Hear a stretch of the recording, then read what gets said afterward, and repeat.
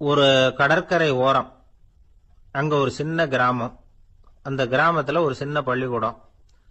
கடற்கரை ஓரத்துல உள்ள ஒரு விடுதியில ஓய்வுக்காக ஒருத்தர் வந்து தங்கி இருக்கிறார்.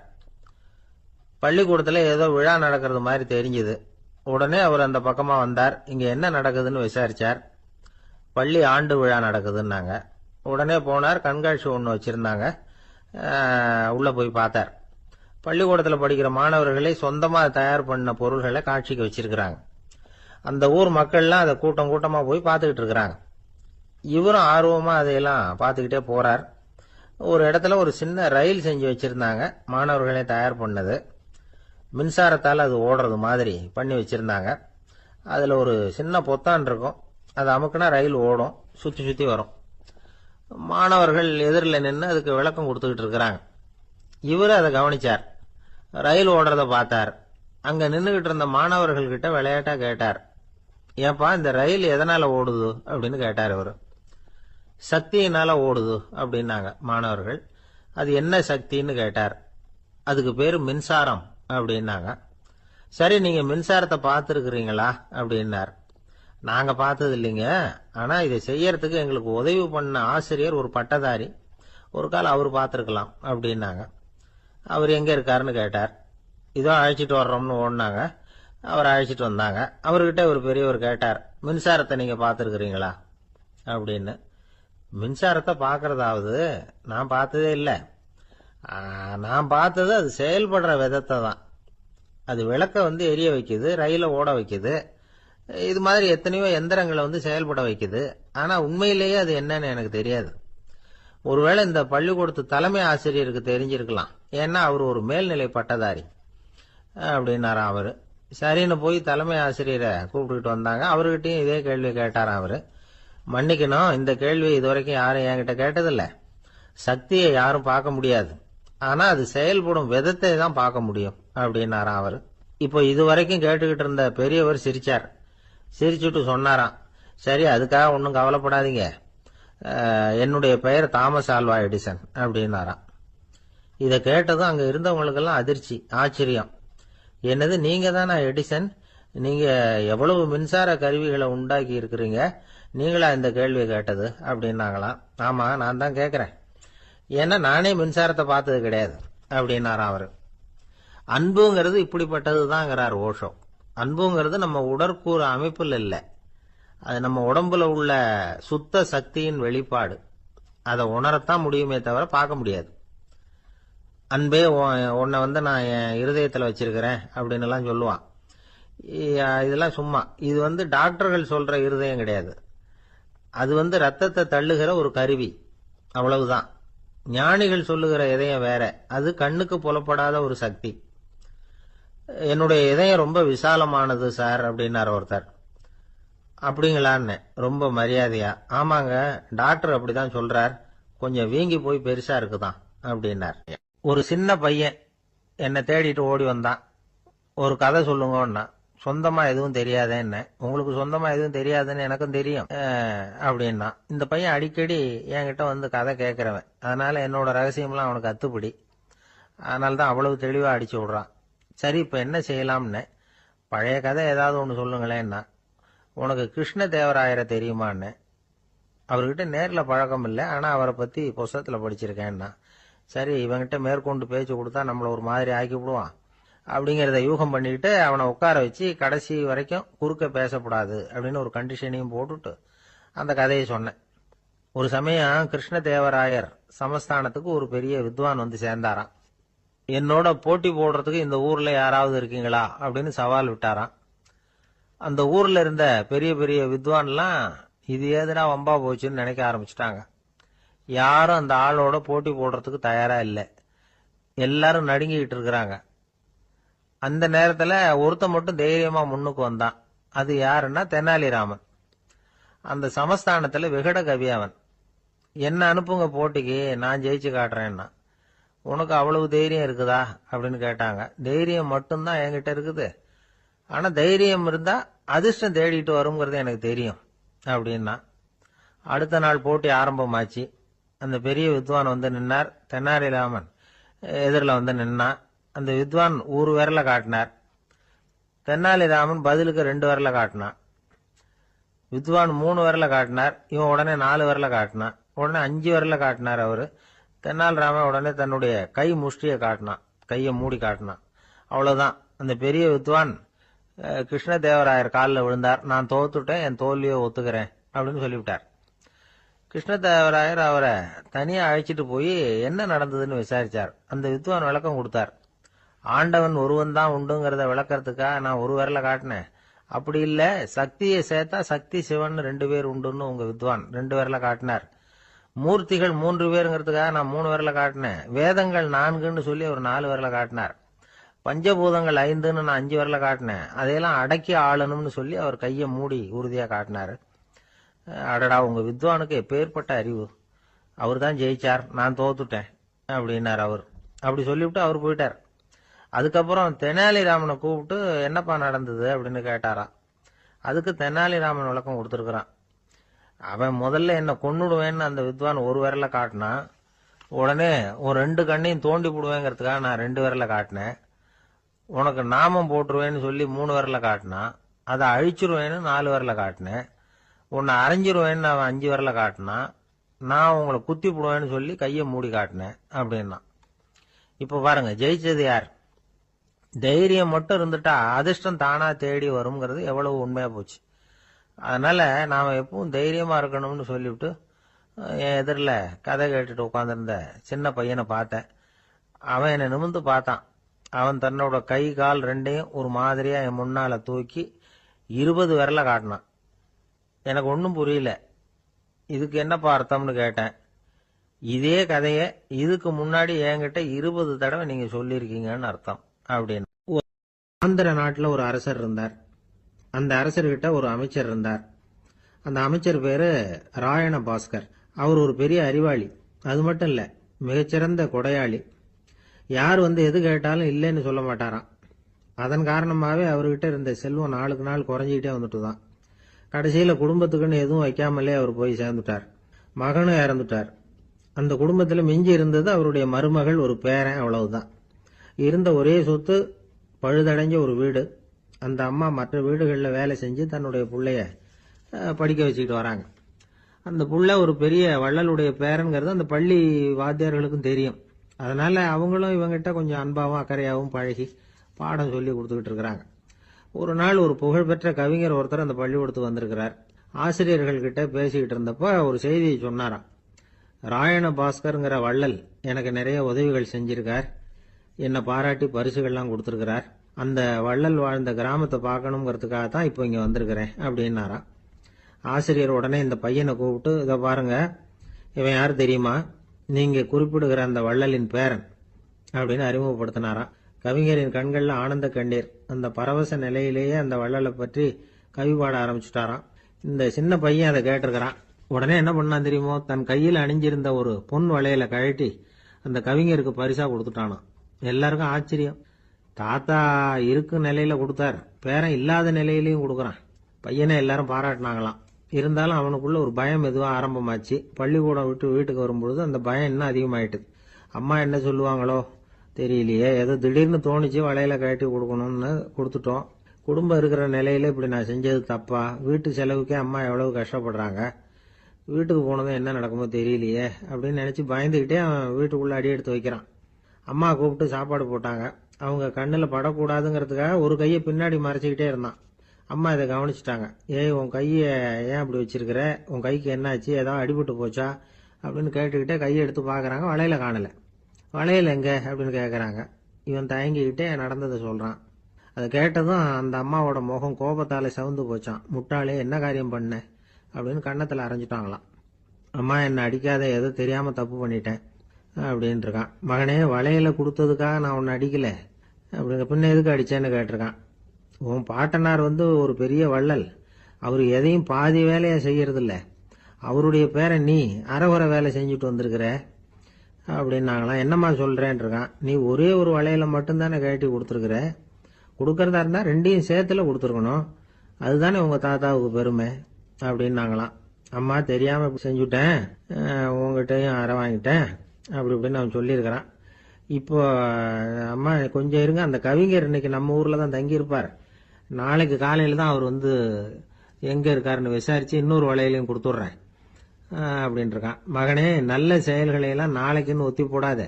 நாளைக்கு என்ன நடக்குங்கிறது யாருக்கு தெரியும்? இப்போவே போ, எங்கே இருக்காருன்னு பாரு அப்படின்ட்டு இருக்காங்க. மகன் புறப்பட்டான். பள்ளி ஆசிரியர்கிட்ட போய் கேட்டானா அந்த கவிஞர் எங்கே இருக்காருன்னு. அவர் சொன்னாராம். உடனே போய் அவர் இருக்கிற இடத்துல கதவை தட்டியிருக்கான். ராத்திரி நேரத்தில் இவனை கண்டதும் அவருக்கு ரொம்ப ஆச்சரியம். இவன் இன்னொரு கை வளையலையும் எடுத்து நீட்டியிருக்கான். அவர் திகைச்சு போய் நிற்கிறார். அவரால் என்ன பண்ணுறதுன்னே தெரியல. ஆனந்த கண்ணீர். இது வந்து பெரியவர்கள் கூற கேட்ட ஒரு வரலாறு. இன்னைக்கு இப்படிப்பட்டவங்களை பார்க்க முடியுமா? வறுமை வந்து வள்ளல் தன்மையை ஒன்று செய்து விடாதுங்கிறதுக்கு இது ஒரு உதாரணம். ஒருத்தன் இன்னொருத்தனை பார்த்து கேட்டானா, எங்க தாத்தா உங்க தாத்தாவுக்கு 100 ரூபா கடன் கொடுத்துருக்கிறார், அதை எப்போ திருப்பி கொடுக்க போறேன்னு. கவலைப்படாத, எங்க பேரன் அதை உங்க பேரன்ட்ட திருப்பி கொடுத்துருவான் அப்படின்னு நானா. ஒரு நண்பர் வந்தார். ரொம்பவும் இறுக்கமா உடை அணிஞ்சிருந்தார். அதாவது ஆடைக்குள்ள அவர் மாட்டிக்கிட்டு இருந்தது மாதிரி தெரிஞ்சது. ஏன் துணி குறைச்சலா எடுத்துட்டீங்களா அப்படின்னு கேட்டோம். இல்லைங்க, எனக்கு எப்பவுமே இறுக்கமா உடை அணியறது தான் பிடிக்கும் அப்படின்னார். ஒருத்தர் எப்படி உடை அணிகிறார் அப்படிங்கிறத வச்சே அந்த ஆள் எப்படிப்பட்டவர் அப்படிங்கிறத கண்டுபிடிச்சிடலாம். உடை அணிகிற விதம் ஒருத்தருடைய மனநிலையை வெளிப்படுத்துதான். இப்போ இறுக்கமான உடை அணிகிறவங்க பொதுவாக மன நிம்மதி இல்லாதவங்களா இருப்பாங்களாம், கோபக்காரங்களா இருப்பாங்களாம். ரொம்ப தொலைதொலைப்பாக ஆடை அணிகிறவங்க இருக்கிறாங்கல்ல, அவங்கெல்லாம் அமைதியான ஆளாக இருப்பாங்களாம், சாந்தமாக இருப்பாங்களாம். இவங்கெல்லாம் போராடுறதுக்கு சரியாக வரமாட்டாங்களாம். இப்படி ஒரு கணிப்பு இருக்குது. அதனால தான் போர் வீரர்களுக்கெல்லாம் இறுக்கமான உடையை தான் கொடுக்கறது வழக்கம். ஆனால் சன்னியாசிகளை பாருங்க, அவங்களுக்கெல்லாம் ரொம்ப தொலை உடைகள் தான். அவங்கெல்லாம் வந்து டைட் பேண்ட் போட்டுக்கிட்டு நிற்க மாட்டாங்க சன்னியாசிகள்லாம். அதே மாதிரி சன்னியாசிகள்லாம் காவி உடைய தேர்ந்தெடுக்கிறதுக்கும் காரணம் உண்டு. பல ஆண்டுகள் சோதனை செஞ்சு பார்த்துட்டு தான் சன்னியாசத்துக்கு காவி தான் சரி அப்படின்னு முடிவு பண்ணியிருக்கிறாங்க. இப்போ பௌதீக விஞ்ஞானப்படியும் அதுதான் சரி. அதாவது சூரிய ஒளியில வந்து 7 வண்ணங்கள் உண்டு. ஒரு பொருள் மேல அது விழும் பொழுது அந்த பொருள் நமக்கு சிவப்பா தெரிஞ்சதுன்னா அந்த பொருள் வந்து சிவப்பை தவிர மற்ற எல்லா நிற கதிர்களையும் உள்வாங்கிக்கிட்டு சிவப்பு நிறத்தை மட்டும் வெளியில விடுது. அதாவது விலக்கி விடுது. அதனாலதான் அந்த பொருள் வந்து சிவப்பா தெரியுது. உடல் ஆரோக்கியத்துக்கு ஓரளவு சிவப்பு தேவைப்படுது. அதனாலதான் காவி உடை அணிஞ்சா சூரிய ஒளி ஓரளவு சிவப்பை விலக்கிவிடும். அதாவது சிவப்பின் பலனும் கிடைக்கும், இந்த சிவப்பின் கெடுதலும் இல்லை அப்படின்னு யோசனை பண்ணாங்க. காவி வந்து உதய வேளையின் நிறம். கீழ் வானத்துல கதிர் உதிக்கிற வேளையில முதல் ஒளி தோன்றுகிற நேரத்துல காவி நிறம் தான் கசியும். தியானம் செய்யறப்போ முதல்ல காணக்கூடிய ஒளி காவி நிறம் தான். தியானத்தின் உச்ச நிலையின் நிறம் நீலம். தியானம் வந்து காவி நிறத்துல ஆரம்பமாகி நீல நிறத்துல நிறைவடைகிறது அப்படிங்கிறார் ஓஷோ. நீலம் வந்து தியான சிகரம், காவி வந்து தியான ஆரம்ப குறியீடு, ஒரு சன்னியாசியின் ஆரம்ப தரிசனம் அப்படிங்கிறார் அவர். ஒருத்தர் நாள் பூரா காவி உடைய அணிஞ்சிருந்தா அந்த நிறம் வந்து அவருக்கு வந்து தியானத்தை பற்றிய நினைவை வந்து ஊட்டிக்கிட்டே இருக்கும். இப்படியே வந்து ஆடைக்கும் தியானத்துக்கும் இடையில ஒரு தொடர் ஏற்படுது. ஒரு துறவியின் உள்ளார்ந்த பண்பா அது மாறுது. கடை வீதியில ஒரு பொருள் வாங்க போறோம், அது மறந்துடக்கூடாதுங்கிறதுக்காக ஞாபகம் முடிச்சு போட்டுக்கிறோம். அந்த முடிச்சுக்கும் பொருளுக்கும் தொடர்பு இல்லை. ஆனா கடை வீதிக்கு போன உடனே அந்த முடிச்சு வந்து அந்த பொருளை ஞாபகப்படுத்துது. அதாவது அந்த முடிச்சு வந்து ஒரு தொடர்பு அம்சமா அமையுது. அது மாதிரிதான் காவி உடையும். ஒரு துறவி வந்து நடக்கும் பொழுது, சாப்பிடும் பொழுது, குளிக்கும் பொழுது அவருடைய காவி உடை அவருக்கு வந்து ஞாபகப்படுத்திக்கிட்டே இருக்கும். அது ஒரு நிலைப்படுத்தப்பட்ட நினைவாக ஞாபக முடிச்சாக மாறிடுது. காவி ஆடை இல்லைன்னா ஒருத்தரால துறவியாக முடியாதுன்னு அர்த்தம் இல்லை.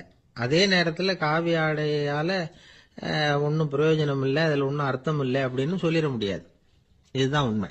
இவ்வளவு தூரம் காவி ஆடையை பத்தி சொல்றதுனால எல்லாரும் சன்னியாசியா போடுங்கோ அப்படின்னு நாம சொல்றதாக யாரும் நினைச்சிடக்கூடாது. மனசுக்கும் நிறத்துக்கும் உள்ள சம்பந்தத்தை தெரிஞ்சுக்கிறதுக்காக தான் இவ்வளவு. நமக்கு தெரிஞ்ச நண்பர் ஒருத்தர் இருக்கிறார், ஆபீஸ்ல வேலை பார்க்கிறவர். ஒவ்வொரு மாசமும் 20ஆம் தேதிக்கு பிறகு அவரை போய் பாத்தீங்கன்னா காவி உடை அணிஞ்சுக்கிட்டு, கண்ணை மூடிக்கிட்டு, கை ரெண்டையும் விரிச்சு வச்சுக்கிட்டு தியானத்திலேயே உட்காந்துருப்பார். ஏன் இப்படி பண்றீங்கன்னு கேட்டேன். அதாவது 20ஆம் தேதிக்கு பிறகு என் கையில ஒரு பைசா கூட கிடையாது, ஒரு சன்னியாசி லெவல்ல இருக்கிறேன், என்கிட்ட எதுவும் செலவுக்கு கேட்காத அப்படின்னு என் மனைவிக்கு நாசூக்கா உணர்த்துறதுக்காக அப்படி உட்கார்ந்துருப்பேன் அப்படின்னு விளக்கம் கொடுக்கிறார். இன்பம் துன்பம் இது ரெண்டும் சேர்ந்ததுதான் வாழ்க்கை. இது எல்லாரும் சொல்லிட்டு இருக்கிற ஒரு உண்மை. அது சரி, இது ரெண்டும் வர்றதுக்கு என்ன காரணம்? துறவி ஒருத்தர் யோசிச்சு பார்த்திருக்கார். இன்ப துன்பம் தோன்றுவதற்கு முக்கியமா 6 காரணங்கள் உண்டு அப்படிங்கிறார் அவர். அது என்னங்கிறத நாமளும் தெரிஞ்சு வச்சுக்குவோமே. இப்ப முதல் காரணம் சுயநலம்.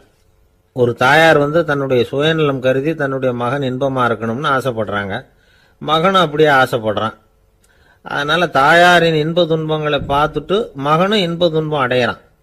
அந்த அம்மாவுக்கும் அதே நிலைமை தான். 2வது காரணம் உறவு.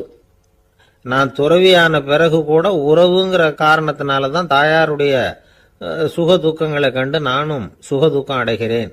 என் தாயாருடைய நிலைமையும் இதுதான் அப்படிங்கிறார் ஒரு துறவி. 3வது காரணம் என்னன்னா அறிமுகம். எனக்கு அறிமுகமான ஒருத்தரை ரயில் நிலையத்தில் சந்திக்கிறேன். அவர் தன்னுடைய பணப்பையை எங்கேயோ தொலைச்சுட்டு வருத்தப்பட்டு இருக்கிறார். நானும் வருத்தப்படுறேன். அந்த சமயத்தில் யாரோ ஒருத்தர் இதுதானே அவங்க பணப்பை அப்படின்னு சொல்லி கொண்டாந்து நீட்டுறார். பணப்பையை தொலைச்சவர் சந்தோஷப்படுறார். நானும் சந்தோஷப்படுறேன். இது அந்த துறவி சொல்ற அனுபவம். 4வது காரணம் என்னன்னா கருணை. எனக்கு முன்னே பின்ன தெரியாத ஒருத்தனை யாரோ ஒருத்தன் அடிச்சு காயப்படுத்தி போடுறான். கருணை காரணமா நான் அதுக்காக துக்கப்படுறேன். 5வது காரணம் எதையும் நம்புறது. ஒரு பசுமாட்டை ஒரு முரணை அடிச்சுட்டு இருக்கிறான் அப்படின்னு ஒருத்தர் நம்மகிட்ட சொல்றாருன்னு வைங்க, உடனே நான் துக்கப்படுறேன். இன்னொருத்தர் அந்த முரணனை போலீஸ்காரங்க பிடிச்சிட்டு போயிட்டாங்கன்னு சொல்லி சொல்றாரு. நான் உடனே சந்தோஷப்படுறேன். 3வதா ஒருத்தர் முதல் 2 பேரும் சொன்னது பொய்யுங்கிறார். அப்ப நான் இன்ப துன்பம் 2மே இல்லாம நிம்மதியா இருக்கிறேன். இது ஒரு விதம். அடுத்தது 6வது காரணம் என்னன்னா தன்மயமாகுதல். ஒரு நாவல் படிச்சுக்கிட்டு இருக்கிறோம். அதுல வர்ற பாத்திரங்களோட நாம ஒன்றி போயிடுறோம். அதுல வர்ற பாத்திரங்கள் சிரிச்சுதுன்னா நாமளும் சிரிக்கிறோம், அது அழுதுன்னா நாமளும் அழறோம். அதெல்லாம் அந்த துறவி சொல்ற அனுபவ உண்மைகள். இன்ப துன்பம் இது 2ம் தோன்றுவதற்கு சுயநலம், உறவு, அறிமுகம், கருணை, எதையும் நம்புறது, தன்மயமாகிறது, இது எல்லாம் தான் முக்கிய காரணம் அப்படின்னு அவர் சொல்றார். ஆக கூடி ஒட்டு மொத்தமா யோசனை பண்ணி பார்த்தா பிற பொருள்கள் மீது பற்றுதல் காரணமா தான் நாம இன்ப துன்பம் அடையிறோம் அப்படிங்கிறத புரிஞ்சுக்க முடியுது. மனுஷன் இன்ப துன்பம் அடையறதுக்கு 7வது காரணம் கூட ஒன்று உண்டு அப்படின்னு சொல்லிட்டே வந்தார் ஒருத்தர். அது என்ன அப்படின்னு கேட்டோம். அதுதான் சார் இந்த நீங்க சொல்லிட்டு வர்ற இன்று ஒரு தகவல்னார். எப்படி சொல்றீங்கன்னு கேட்டோம். இன்று ஒரு தகவல் கேட்க ஆரம்பிக்கிறப்போ மனசுல இன்பம், ஆரம்பிச்ச உடனே இது ஏற்கனவே கேட்ட சமாச்சாரமாச்சே அப்படின்னு நினைக்கிறப்போ துன்பம் அப்படின்னு அதுக்கு ஒரு விளக்கம் கொடுத்தாரு. ஒரு சன்னியாசி அவரு ஒரு நாள் ஒரு கனவு கண்டாராம். அந்த கனவுல அவர் சொர்க்கத்துக்கு போறார். அங்க ஒரு பெரிய திருவிழா நடந்துகிட்டு இருக்குது. எங்க பார்த்தாலும் அலங்கார வளைவுகள், வண்ணமயமான விளக்குகள், பாதைகள் பூரா மலர்கள், எல்லா கட்டடங்களும் ஒளிமயம். அவ்வளவு கோலாகலமா பிரம்மாண்டமா அந்த திருவிழா நடந்துகிட்டு இருக்குது. அது என்ன திருவிழாங்கிறது இந்த சன்னியாசிக்கு புரியல. அங்க எதிரில் வந்துகிட்டு இருந்த ஒருத்தரை நிறுத்தி என்ன விசேஷம் இங்க அப்படின்னு விசாரிச்சாராம். உனக்கு தெரியாத விஷயம், இன்னைக்கு இறைவனுக்கு பிறந்த நாள், அதைத்தான் எல்லாரும் சேர்ந்து கொண்டாடுறோம். இதுக்காக பிரம்மாண்டமான ஊர்வலம் ஒண்ணு வரப்போகுது. இறைவனே அந்த ஊர்வலத்துல கலந்துகிறார் அப்படின்னார் அவரு. உடனே அந்த சன்னியாசி ஒரு மரத்து நிழல்ல ஒதுங்கி நின்றுகிட்டார். ஊர்வலம் வந்துகிட்டு இருக்குது. முதல்ல ஒரு குதிரை வந்துகிட்டு இருக்கு. அது மேல ஒருத்தர் உட்காந்துருக்கிறார். அவருக்கு பின்னாடி நிறைய பேர் கூட்டமா வந்துகிட்டு இருக்கிறாங்க. இவ்வளவு கூட்டம் இவர் பின்னாடி வருதே, யார் இவரு அப்படின்னு கேட்டார். ஒரு மதத்தின் பெயரை சொல்லி இவர் அந்த மதத்தின் தலைவர், அவரை பின்பற்றுகிற மக்கள் கூட்டம் பின்னாடி வந்துகிட்டு இருக்குது அப்படின்னு விவரம் சொல்லி இருக்கிறாங்க. இவங்களுக்கு அடுத்தபடியா இன்னொரு குதிரையில ஒருத்தர் வந்துகிட்டு இருக்கிறார். அவருக்கு பின்னாடி ஏகப்பட்ட கூட்டம். இவர் யாருங்க அப்படின்னு கேட்டிருக்காரு சன்னியாசி. அங்க இருக்கிறவங்க விவரம் சொல்லி இருக்கிறாங்க. இன்னொரு மதத்தின் பெயரை சொல்லி இவர் அந்த மதத்தினுடைய தலைவர், அவர் வழியை பின்பற்றுகிறவர்கள் அவர் பின்னாடி கூட்டமா வந்துகிட்டு இருக்கிறாங்க அப்படின்னு இருக்காங்க. இப்படி ஒவ்வொருத்தரா குதிரை மேல வந்துகிட்டே இருக்கிறாங்க. அவங்கள பின்பற்றியும் ஒவ்வொரு கூட்டம் வந்துகிட்டே இருக்குது. அந்த பெரிய ஊர்வலம் அது பாட்டுக்கு போயிட்டு இருக்குது. கடைசியா அது முடிஞ்சது ரொம்ப நேரம் கழிச்சு. அதுக்கப்புறம் கொஞ்ச நேரம் கழிச்சு ஒரு வயசான ஆள் குதிரை மேல வந்துகிட்டு இருக்கிறார். ஆனா அவருக்கு பின்னாடி யாருமே இல்லை. அவரு பரிதாபமா தனியா வந்துகிட்டு இருக்கிறார். அவரு அந்த ஊர்வலத்தை சேர்ந்தவரா இல்லையாங்கிறதே தெரியல. இவர் யாரு, இவர் ஏன் இப்படி தனியா வந்துகிட்டு இருக்கிறார் அப்படின்னு கேட்டிருக்காரு அந்த சன்னியாசி. என்னது இப்படி கேக்குறீங்க, இவர் தான் கடவுள், இவருக்காக தான் இன்னைக்கு இந்த ஊர்வலமே நடக்குது, இவருக்கு தான் இன்னைக்கு பிறந்த நாள், முன்னாடி போற ஊர்வலம் பூரா இவருடைய பிறந்த நாளை கொண்டாடுறதுக்காகத்தான் அப்படின்னு இருக்காங்க. இதை கேட்டதும் அந்த சன்னியாசிக்கு திடுக்குன்னு தூக்கி போட்டிருக்கு. இது வரைக்கும் கனவு கண்டுகிட்டு இருந்தவர் முடிச்சுக்கிட்டார். அதுக்கப்புறம் தான் யோசிச்சு பார்த்திருக்கார். உண்மைதான். மக்கள் எல்லாரும் வந்து பக்தி மார்க்கத்துல போறதா நினைச்சுக்கிட்டு பாதம் மாறி போயிட்டு இருக்கிறாங்க. கடவுளை பின்பற்றுவதாக நினைக்கிறாங்க பக்தர்கள். ஆனா கடவுளுக்கு பின்னாடி யாருமே இல்ல. இன்னமும் இயல்பா இதை பத்தி யோசிச்சு பார்த்தா உண்மைக்கு பின்னாடிதான் நான் போய்கிட்டு இருக்கேன் அப்படின்னு நிறைய பேர் சொல்றாங்க. ஆனா அந்த உண்மை வந்து அனாதையா போய்கிட்டு இருக்குது. அப்படி ஆயிட்டுது உலகம். இந்த காலத்திலயும் ஒரு ஊர்வலம். ஒரு பெரிய மனுஷருக்கு பிறந்த நாள் விழா. அவரு குதிரை மேல ஏறி முன்னாடி போயிட்டு இருக்கிறார். அவருக்கு பின்னாடி ஒரு 100 பேர் தொண்டர்கள். அவங்க பாட்டுக்கு போறாங்க. எல்லாம் பணம் கொடுத்து ஏற்பாடு பண்ணவங்க. எல்லாம் பணம் வாங்கிட்டு முன்னாடி போயிட்டு இருக்கிறாங்க. கொஞ்ச தூரம் நடந்ததும் கால் வலிக்க ஆரம்பிச்சுட்டுது. ஒவ்வொருத்தரும் அப்படியே ஒதுங்க ஆரம்பிச்சுட்டாங்க. அதான் முன்னாடியே பணம் கிடைச்சிட்டுதே, இனிமே ஒதுங்கினா என்னன்னு ஒதுங்கிட்டாங்க. ஒரு கட்டத்துல குதிரையில போறவர் தற்செயலா திரும்பி பாக்குறாரு. பின்னாடி யாருமே இல்ல. எல்லாரும் ஓடி போட்டாங்க. ஒரே ஒரு ஆள் மட்டும் ரொம்ப விசுவாசமா பின்னாடி நடந்து வந்துகிட்டு இருந்தான். ஏன்பா நீ மட்டும் வந்துகிட்டு இருக்கிறிய, நீ வீட்டுக்கு போகலையான்னு கேட்டிருக்காரு அவரு. நீங்க அந்த குதிரையையும் அதுக்குள்ள வாடகை பணத்தையும் கொடுத்துட்டீங்கன்னா நானும் போயிடுவேன் அப்படின்னு நானும். இந்த ஆள் கடற்கரை ஓரமா ஒரு பெரியவர் கையால மணலை கீறிக்கிட்டே உட்காந்துருக்கிறார். என்னத்தையும் தேடிட்டு இருக்கிறது மாதிரி தெரிஞ்சது. மெதுவா கிட்டத்துல போய் என்னத்தை தேடிட்டு இருக்கிறீங்க அப்படின்னு கேட்டோம். அவரு சாவகாசமா நிமிர்ந்து பார்த்து நிம்மதியை தேடிட்டு இருக்கிறேன்னார். நாங்க ஒரு மாதிரி ஆயிட்டோம்.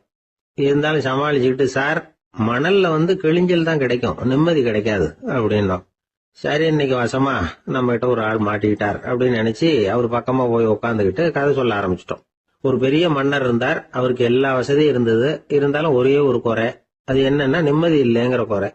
அரண்மனையில தினமும் கலை நிகழ்ச்சி, நாட்டியம் எல்லாம் நடந்துகிட்டு தான் இருந்தது. இருந்தாலும் நிம்மதி இல்லை. சரி நிம்மதி எங்க கிடைக்கும் அப்படின்னு தேட ஆரம்பிச்சார். உடனே அதுக்கான முயற்சிகள்ல தீவிரமா இறங்கினார். நாட்டுல உள்ள தத்துவ மேதைகளை எல்லாம் கூப்பிட்டுட்டு வர சொன்னார். எல்லாரும் வந்து சேர்ந்தாங்க. அவங்கள பார்த்து நிம்மதி எங்க இருக்குது அப்படின்னு விசாரிச்சார். அவங்களுக்கு அது தெரிஞ்சா ஏன் இப்படி ராஜா முன்னாடி வந்து நின்றுட்டு இருக்க போறாங்க? ராஜாவோட கேள்விக்கு ஒவ்வொருத்தரும் ஒவ்வொரு மாதிரி விளக்கம் கொடுக்க ஆரம்பிச்சிட்டாங்க. எந்த பதிலும் ராஜாவுக்கு திருப்தி அளிக்கக்கூடிய அளவுக்கு இல்ல. சரி போயிட்டு வாங்கன்னு சொல்லி அவங்கள எல்லாம் அனுப்பி வச்சுட்டார். ஒரு நாள் அவர் மாளிகையில உப்பருகையில நின்றுட்டு இருக்கிறார். அந்த சமயத்துல தெருவுல ஒரு பிச்சைக்காரன் ரொம்ப உல்லாசமா பாட்டு பாடிக்கிட்டே போயிட்டு இருக்கிறான். குரல்ல ஒரு சந்தோஷம், நடையில ஒரு மிடுக்கு. அவன்கிட்ட கொஞ்சம் கூட கவலை இருக்கிறதா தெரியல. உடனே ராஜா அதை பார்த்தார். ஏவலாளிகளை வந்து கைதட்டி கூப்பிட்டார். உடனே ஓடி போய் அந்த பிச்சைக்காரனை இங்க அழைச்சிட்டு வாங்கன்னு உத்தரவு போட்டார். இவங்க உடனே ஓடி போய் அவனை கூப்பிட்டாங்க. அரண்மனைக்கு வாழ்ந்தாங்க. அவன் வரல. அரண்மனைக்குள்ள அடி எடுத்து வைக்க மாட்டேன்னு சொல்லிவிட்டான். ராஜா கிட்ட வந்து விஷயத்தை சொன்னாங்க. அவருக்கு ரொம்ப ஆச்சரியம், இப்படி ஒரு ஆள் இருக்கிறானா அப்படின்னு. சரி அவன் என்னதான் சொல்றான் அப்படின்னு விசாரிச்சார். இவங்க மறுபடியும் தெருவுக்கு போய் கேட்டாங்க. என்ன பார்க்கணும்னா ராஜா விருப்பப்பட்டாருன்னா அவரை வேணும்னா இங்க வர சொல்லுங்க அப்படின்னு சொல்லிவிட்டான். அதை வந்து ராஜா கிட்ட சொன்னாங்க. அவருக்கு கோபம் வரல. இவ்வளவு சுதந்திர உணர்வோட இருக்கிறவன் சாதாரண ஆளா இருக்க முடியாது அப்படின்னு நினைச்சார். உடனே கிடுகிடுன்னு இறங்கி தெருவுக்கு வந்தார். பிச்சைக்காரங்கிட்ட போனார். நீ கவலைப்படாம சந்தோஷமா பாடிட்டு போறியே, அது எப்படி முடியுது உன்னால அப்படின்னு கேட்டார். ஏன் அப்படி கேக்குறீங்கன்னாவ, அதுக்கு இல்ல, எனக்கு அரண்மனையில எவ்வளவோ சுகபோகங்கள்லாம் இருக்கு, இருந்தாலும் நிம்மதி இல்ல. இது ஏன்னு எனக்கு தெரியல. இந்த தேசத்துல உள்ள அறிஞர்களை எல்லாம் கூப்பிட்டு கேட்டு பார்த்துட்டேன், அவங்களுக்கும் தெரியல. உன்னை கேட்டா தெரியும்னு நினைச்சேன், அதனாலதான் சந்திக்கிறதுக்கு ஆசைப்பட்டேன். ஆனா நீ வரமாட்டேன்னுட்டியே அப்படின்னார். பிச்சைக்காரன் கடகடன்னு சிரிக்க ஆரம்பிச்சுட்டான். மகிழ்ச்சிக்கும் உங்களுக்கும் தடையா இருக்கிறது இந்த மாளிகை தான். இதை விட்டுட்டு வெளியில வந்துட்டா நிம்மதி தேடிட்டு வந்துரும்னா. நான் அரசன், எனக்குன்னு கடமைகள் இருக்கு, அதையெல்லாம் விட்டுட்டு எப்படி வர முடியும்னார் ராஜா. ரெண்டும் ஒரே நேரத்துல கிடைக்கணுங்கிறது முடியாத காரியம். உங்க சுகபோகத்துக்கு விலையாதான் உங்க நிம்மதியை கொடுத்துக்கிட்டு இருக்கிறீங்க. என்ன பாருங்க, என்கிட்ட எதுவும் இல்ல, அதனால எதுவும் போயிடுமோங்கிற பயமும் இல்ல, நிம்மதியா இருக்கிறேன் அப்படின்னா அவன். ராஜா உடனே சந்தோஷப்பட்டு தன்னுடைய மேலங்கியை எடுத்து அவனுக்கு பரிசா கொடுத்தாரான். அவன் சிரிச்சுக்கிட்டே அதை வாங்க மாட்டேன்னு விட்டானான். இதை நீங்க எனக்கு கொடுக்கறதுனால எந்த பயனும் இல்லை, அதே நேரத்துல அதை வாங்கிட்டேன்னா அடுத்த வினாடியிலிருந்து அதை எப்படி காப்பாத்துறதுங்கிற கவலை எனக்கு வந்து சேர்ந்துரும், அப்புறம் தூக்கம் வராது, நிம்மதி போயிடும் அப்படின்னு சொல்லிவிட்டு அவன் பாட்டுக்கு சந்தோஷமா பாடிக்கிட்டே போயிட்டான். நிம்மதி எங்க இருக்குங்கிறதையும் ராஜா தெரிஞ்சுக்கிட்டார். அந்த இடத்துக்கு தன்னால போக முடியாதுங்கிறதையும் அவர் புரிஞ்சுக்கிட்டார். இப்படி இந்த கதைய அந்த கடற்கரையில மணலை கீறிக்கிட்டே உட்கார்ந்துருந்தார அந்த பெரியவர்கிட்ட சொல்லி முடிச்சோம். அவர் முகத்துல ஒரு தெளிவு தெரிஞ்சது. எங்களை நிமிர்ந்து பார்த்தார். ரொம்ப நன்றிங்க, இப்ப எனக்கு தெரிஞ்சு போச்சு. நிம்மதி வேணும்னா அதுக்கு என்ன பண்ணணும்னு இப்ப நல்லா புரிஞ்சுக்கிட்டேன் அப்படின்னார். என்ன புரிஞ்சுக்கிட்டீங்கன்னு கேட்டோம். இனிமே இந்த பக்கம் வந்தா உங்க கண்ணுல படாத இடமா பார்த்து உட்காரணும்னு புரிஞ்சுக்கிட்டேன் அப்படின்னார். கிபி 1078 மார்ச் மாதம் 19 திங்கட்கிழமை அதிகாலை நேரம் ஒரு குழந்தை பிறந்தது. எங்க தெரியுமா? காஸ்பியன் கடலுக்கு தெற்கே பாரசீக மொழி வழங்கிய தபரிஸ்தான் மாநிலத்துல ஜீலான்கிற புனித நகர், அதோட புறநகர் பகுதியில உள்ள நீப்புங்கிற ஊர்ல தான் அந்த குழந்தை பிறந்தது. அந்த இடம் இப்போ ரஷ்யாவில் இருக்கு. அந்த குழந்தை யாருன்னு நினைக்கிறீங்க? அதுதான் முஹித்தீன் பெருமான், ஆன்மீக சாதனைகள் புரிந்த மகான் முஹித்தீன் ஆண்டகை. தன்னுடைய 18வது வயசுல உயர்கல்விக்காக ஜீலான் நகரத்தை விட்டு பகுதாத் நகரத்துக்கு புறப்பட்டு போறார். இளம் பிராயம் தானே, அதனால துணைக்கு ஒரு வர்த்தக கூட்டத்தோட சேர்ந்து போயிட்டு இருக்கிறார். ரொம்ப தூரம் போகணும்.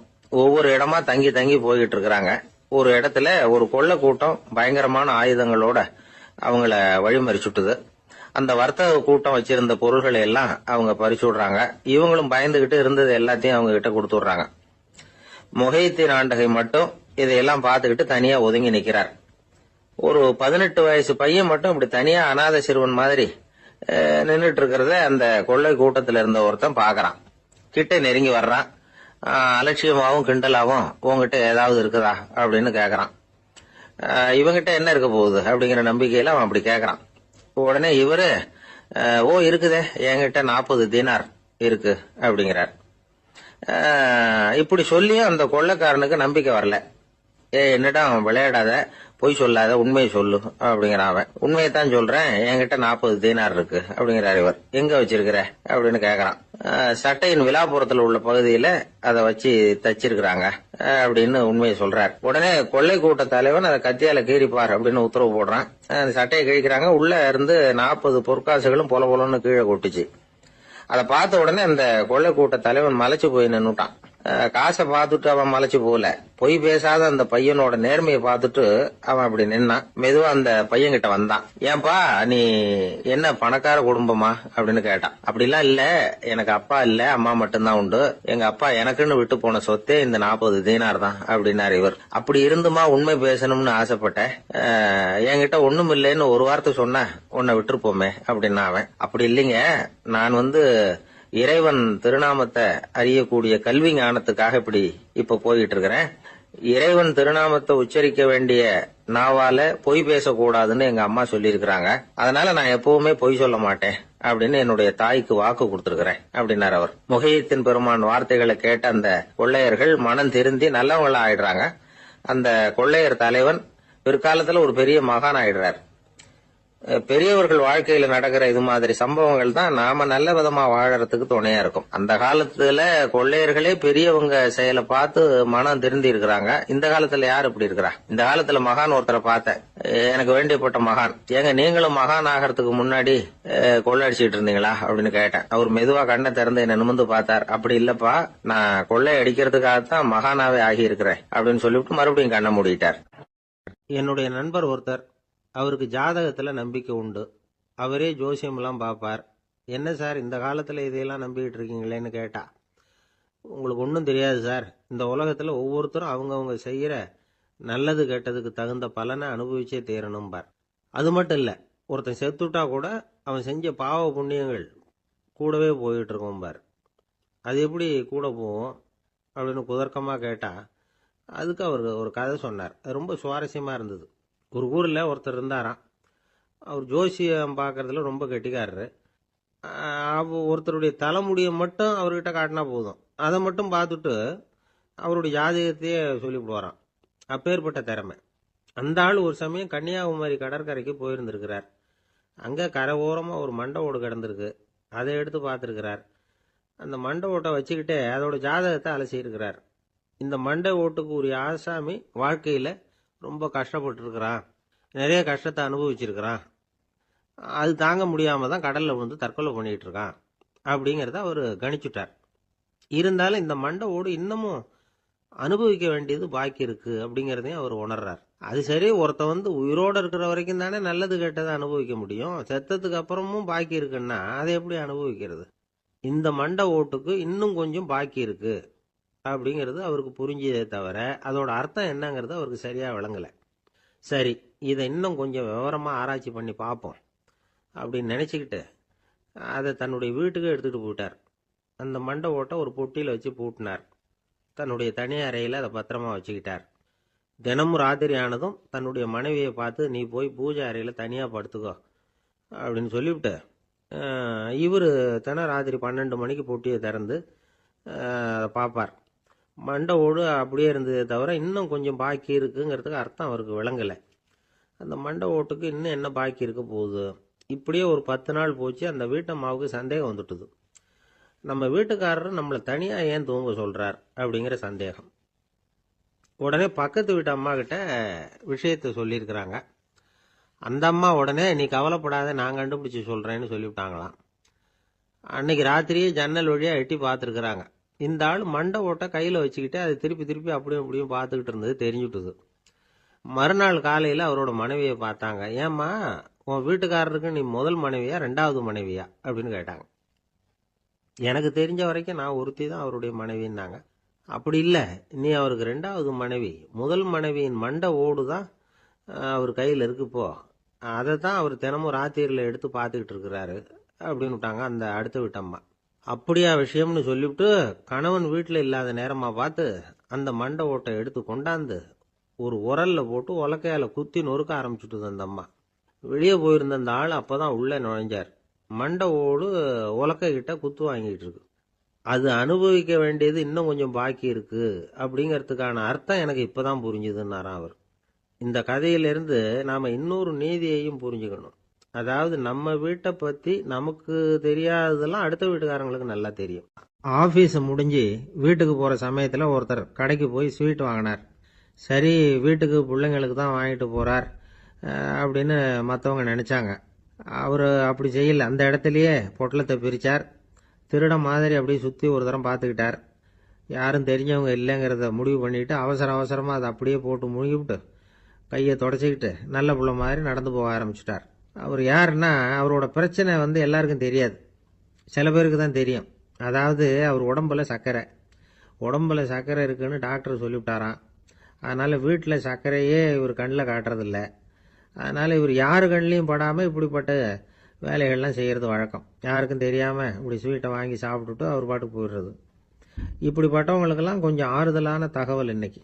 அது என்னென்னா, நாம் சாப்பிட்ற சர்க்கரைக்கும் நம்ம உடம்புல உள்ள சில கோளாறுகளுக்கும் அப்படி என்ன தான் சம்மந்தம் இருக்குது. இதை பற்றி சமீபத்தில் சில ஆராய்ச்சிகள்லாம் நடந்திருக்குது. ஏன்னா சர்க்கரைன்னாவே விஷம் மாதிரி அதை பார்க்குறவங்களும் சில பேர் உண்டு.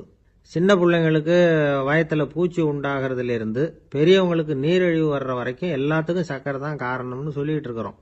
ஆனால் அந்த அளவுக்கு பயப்பட வேண்டிய அவசியம் இல்லை அப்படின்னு சொல்கிறாங்க. சர்க்கரை வியாதி, இருதய நோய், பித்த நீர் பை நோய், இதெல்லாம் சில நோய்கள்லாம் நாம் சாப்பிட்ற சர்க்கரைக்கும் தொடர்பு இருக்குன்னு நினைக்கிறோம். ஆனால் அப்படி சம்பந்தம் உண்டுங்கிறதுக்கு போதுமான அளவுக்கு ஆதாரம் இல்லை அப்படிங்கிறாங்க ஆராய்ச்சியாளர்கள். ஒரே ஒரு சம்பந்தம் தான் உறுதியாக இருக்குதான். அதுவும் இந்த பல் சிதைவு அப்படின்னு இருக்கு இல்லையா, அந்த சர்க்கரை சாப்பிட்றதுக்கும் இந்த பல் சிதைவுக்கும் சம்பந்தம் இருக்குது அப்படிங்கிறத மட்டும் உறுதியாக சொல்கிறாங்க. சர்க்கரைன்னா நாம் சாப்பிட்ற ஜீனி மட்டும் இல்லை, பழம், காய்கறி, பால், தேன், இப்படி எல்லாத்துலேயும் அது இருக்குது. கேரட்டு கொடுக்குற சத்தில் 88% சர்க்கரை, ஆப்பிள் கொடுக்குற சக்தியில் 95% சர்க்கரை. இது ஜீனி சர்க்கரை, இது ஆப்பிள் சர்க்கரை அப்படிங்கிற வித்தியாசம்லாம் உடம்புக்கு கிடையாது. ரெண்டுமே உடனடியாக சக்தி கொடுக்குது. ஒரு ஸ்பூன் சர்க்கரையில் 16 கலோரி தான் சத்து இருக்குது. அதிகமாக சர்க்கரை சாப்பிட்டா நீரிழிவு வந்துருங்கிறது தப்பான ஒரு அபிப்பிராயம். டயபெட்டிஸுங்கிறது ஒரு மெட்டபாலிக் டிசார்டர், அவ்வளவுதான். அதாவது நாம் சாப்பிட்ற சர்க்கரையை நம்ம உடம்பு திறமையாக உபயோகப்படுத்திக்க முடியல அப்படின்னு அர்த்தம். அதனால தான் அதிகமாக இனிப்பு வேணாம்னு சொல்கிறோம். ஏற்கனவே உடம்பால் முடியாத ஒன்றை மறுபடியும் அது தலையில் சுமத்தி அதிகமாக வேலை வாங்க வேணாமே அப்படிங்கிறதுக்காக தான். ஆகாரத்தில் அதிகமாக சர்க்கரை இருந்தால் அதனால் உடனே சர்க்கரை வியாதி வந்துடும்ங்கிறதுக்கு விஞ்ஞான ரீதியாக போதுமான ஆதாரம் இல்லை. அதனால் எப்போவாவது அதிகமாக ஸ்வீட்டு சாப்பிட்டுட்டா, ஐயோ அதிகமாக சாப்பிட்டோமோ, என்ன பண்ண போகுது தெரியலையே அப்படின்னு நினச்சி மனசை போட்டு குழப்பிக்க வேண்டியதில்லை. பொதுவாக எதுவுமே அதிகமாக வேண்டாம், எல்லாம் சீராக இருந்தால் போதும். நீரிழிவுங்கிறது புதுசாக வந்துட்ட ஒரு நோய் இல்லை, ரொம்ப காலமாகவே இருக்கிற ஒன்று தான். நம்ம முன்னோர்கள் இதை மதுமேகம் அப்படின்னு சொல்லுவாங்க. அதை கட்டுப்படுத்துறதுக்கு அவங்களே சில வழிமுறையை சொல்லி வச்சிருக்கிறாங்க. அது என்னென்னா வேற ஒன்றும் இல்லை, இந்த பாவக்காய், முள்ளங்கி, அருகம்புல், அவ்வளவுதான். வெள்ளை முள்ளங்கி இருக்குல்ல, அதை வாரத்துக்கு 3 நாள் சாப்பிட்டுக்கிட்டு வாங்க. நூலுக்கோல் ரொம்ப நல்லது. இல்லைன்னா முள்ளங்கி சாறு 1 ounce சாப்பிட்டுட்டு வரலாம். ரத்தத்தில் சேர்ற சர்க்கரை அளவை இதெல்லாம் கட்டுப்படுத்துது. சிறுநீரில் காணப்படுகிற சர்க்கரை அளவையும் சமநிலைப்படுத்துது. தினமும் ஆகாரத்தில் கோதுமை, கேழ்வரகு, வெந்தயம், கருவேப்பிலை, சோயாபீன்ஸ் எது கிடைக்குதோ சேர்த்துக்கலாம். இப்படிலாம் செஞ்சுக்கிட்டு வந்தால் அப்புறம் வீட்டுக்கு தெரியாமல் கடையில் போய் நின்றுக்கிட்டு ஸ்வீட் வாங்கி திருட்டுத்தனமாக சாப்பிட வேண்டிய அவசியமே உங்களுக்கு வராது. 2 ஆசாமிகள் கடற்கரையில் உட்காந்து சாவகாசமாக பேசிக்கிட்டு இருந்தாங்களாம். ஒருத்தர் சொன்னார், இன்னொருத்தருக்கு தெரியாமல் ஸ்வீட்டு சாப்பிட்றதே எப்பவும் இடைஞ்சல் தான் சார். நேத்திக்கு பாருங்க, அப்படி தான் சாப்பிட்டுக்கிட்டு இருந்தேன், வீட்டுக்காரி கண்ணில் போட்டுவிட்டுது, அதுக்கப்புறம் ஒரே ரகலையாக போச்சு அப்படின்னாராம். எனக்கு கூட அப்படி தான் சார் ஆயிட்டுது, ஒரே ரகலை அப்படின்னாராம் இன்னொருத்தர். நீங்கள் சாப்பிட்டதும் உங்கள் வீட்டுக்காரங்க கண்ணில் போட்டுவிட்டுதா சார் அப்படின்னு கேட்டிருக்காரு இவர். அதுக்கு அவர் சொன்னாராம், அப்படி இல்லை சார், கடைக்காரர் கண்ணில் போட்டுவிட்டுதோ, நான் அவருக்கு தெரியாமல் அந்த ஸ்வீட்டை அவர் கடையிலேருந்து எடுத்திருந்தேன் அப்படின்னு விளக்கம் கொடுத்தாராம். இந்த ஒரே ஒரு ஊரில் ஒரு ராஜா இருந்தார். அவர் பேரில் மக்களுக்கு ரொம்ப மரியாதை. அவ்வளவு நல்லா ஆட்சி புரிஞ்சுக்கிட்டு வந்தார். அவருக்கு வயசாயிட்டுது. அதனால் ஒரு நாள் அமைச்சரை கூப்பிட்டார். இதை பாருங்க, எனக்கு வயசாயிட்டுது, அதனால் இந்த அரச பொறுப்பையெல்லாம் நீங்கள் ஏற்றுக்குங்க அப்படின்னார். அதுக்கப்புறம் ராணியை கூப்பிட்டார். வா, நாம் இனிமேல் இங்கே இருக்க வேணாம், காட்டுக்கு போய் தவம் பண்ணலாம் அப்படின்னு கூப்பிட்டார். இந்த செய்தி மக்களுக்கு அறிவிக்கப்பட்டது. மக்கள் உடனே கூட்டம் கூட்டமாக அரண்மனைக்கு வர ஆரம்பிச்சுட்டாங்க. மன்னரை போய் பார்க்குறாங்க. அரசே, தாங்கள் எங்களுக்கு தந்தை மாதிரி. நீங்கள் காட்டுக்கு போயிட்டா நாங்கள்லாம் இங்கே எப்படி இருக்க முடியும்? எங்களுக்கெல்லாம் எந்த துன்பமும் இல்லாமல் பார்த்துக்கிட்டு வர்றீங்க. இது மாதிரியான ஒரு அரசாட்சி இல்லைன்னா மக்கள் வாழ்ந்து என்ன பயன் அப்படின்னாங்க. இருந்தாலும் என்ன பண்ணுறது, வயசாயிட்ட காரணத்தினால இந்த முடிவுக்கு வர வேண்டியிருக்குது அப்படின்னாரா ராஜா. அப்படின்னா நீங்கள் காட்டுக்கு போக வேணாம், நாங்கள் போகிறோம். நாங்கள் அங்கே போய் தவம் பண்ணுறோம், வழிபாடு பண்ணுறோம். கடவுள் வருவார், அவர்கிட்ட வரம் வாங்கிட்டு வந்துடுறோம் அப்படின்னாங்களாம். அப்படி சொல்லிவிட்டு உடனே எல்லாரும் காட்டுக்கு போனாங்க. நாட்டு மக்கள் எல்லாரும் ஒட்டு மொத்தமாக காட்டில் உட்காந்துக்கிட்டு தவம் பண்ணுறதை பார்த்தார் கடவுள். உடனே புறப்பட்டு வந்தார்.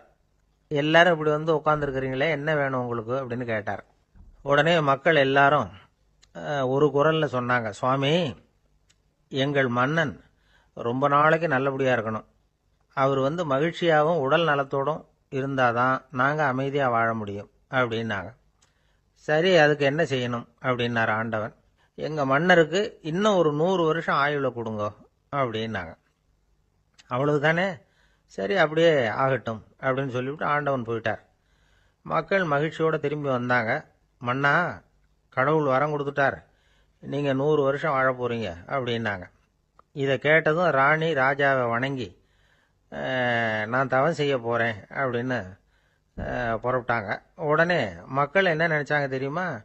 ஐயோ, நாம் ராஜாவுக்கு மட்டும்தானே நீண்ட ஆயுள் வேணும்னு வரம் வாங்கினோம், ராணிக்கு வாங்கலையே, அதுதான் கோபத்தில் புறப்பட்டாங்க போல இருக்கு அப்படின்னு நினச்சி வருத்தப்பட்டாங்க. ஆனால் ராணி நினச்சது அது இல்லை. ராணி போய் தவம் பண்ணாங்க, கடவுள் காட்சி கொடுத்தார். இவங்க கேட்குறாங்க, சுவாமி, ராஜாவுக்கு மட்டும் 100 வருஷம் ஆயுள்னு வரம் கொடுத்துட்டீங்க, அப்படின்னா குடிமக்களும் 100 வருஷம் இருக்கணும். இப்படிப்பட்ட குடிமக்கள் இல்லைன்னா அப்படிப்பட்ட அரசன் இருந்து என்ன பிரயோஜனம் அப்படின்னாங்களாம். ஆண்டவன் பார்த்தார், சரி அவங்களும் 100 வருஷம் வாழ்வாங்க, அது மட்டும் இல்லை, நீயும் 100 ஆண்டு காலம் வாழ வரமளிக்கிறேன் அப்படின்னு சொல்லிவிட்டு மறைஞ்சிட்டார். இதில் ஆண்டவன் வர்றதும் மறையறதும் முக்கியம் இல்லை. இதில் கவனிக்க வேண்டியது ஆள்கிறவனின் விசாலமானம், குடிமக்களின் விசாலமானம், ஆள்கிறவன் மனைவியினுடைய விசாலமானம். இப்படி ஒரு நாடு இருந்துட்டுதுன்னா எப்படி இருக்கும் வாழ்க்கை நினச்சி பாருங்க. அதனால தான் பெரியவங்கள்லாம் சொல்கிறாங்க, இதய வாசல் திறந்தே இருக்கணும், இதயத்தின் கதவுகளை மூடாதீங்க அப்படின்னு சொல்லுவாங்க. என்கிட்ட ஒருத்தர் சொன்னார், என்னுடைய இதய வாசல் எப்பவும் திறந்தே தான் இருக்குதுன்னார். எதனால் அப்படி சொல்கிறீங்க அப்படின்னு கேட்டோம். டாக்டரே சொல்லிவிட்டார், என்னுடைய இதயத்தில் ஒரு ஓட்டை இருக்குது அப்படின்னு, வால்வு சரியில்லையா அப்படிங்கிறார். ஐயா, உங்கள் பேரை தொடர்ந்து தினம் கேட்டுக்கிட்டு இருக்கிறேன் அப்படின்னார் ஒருத்தர். தொடர்ந்து கேட்குறீங்களே, உங்களுக்கு காது வலிக்கலையா அப்படின்னு கேட்டோம்.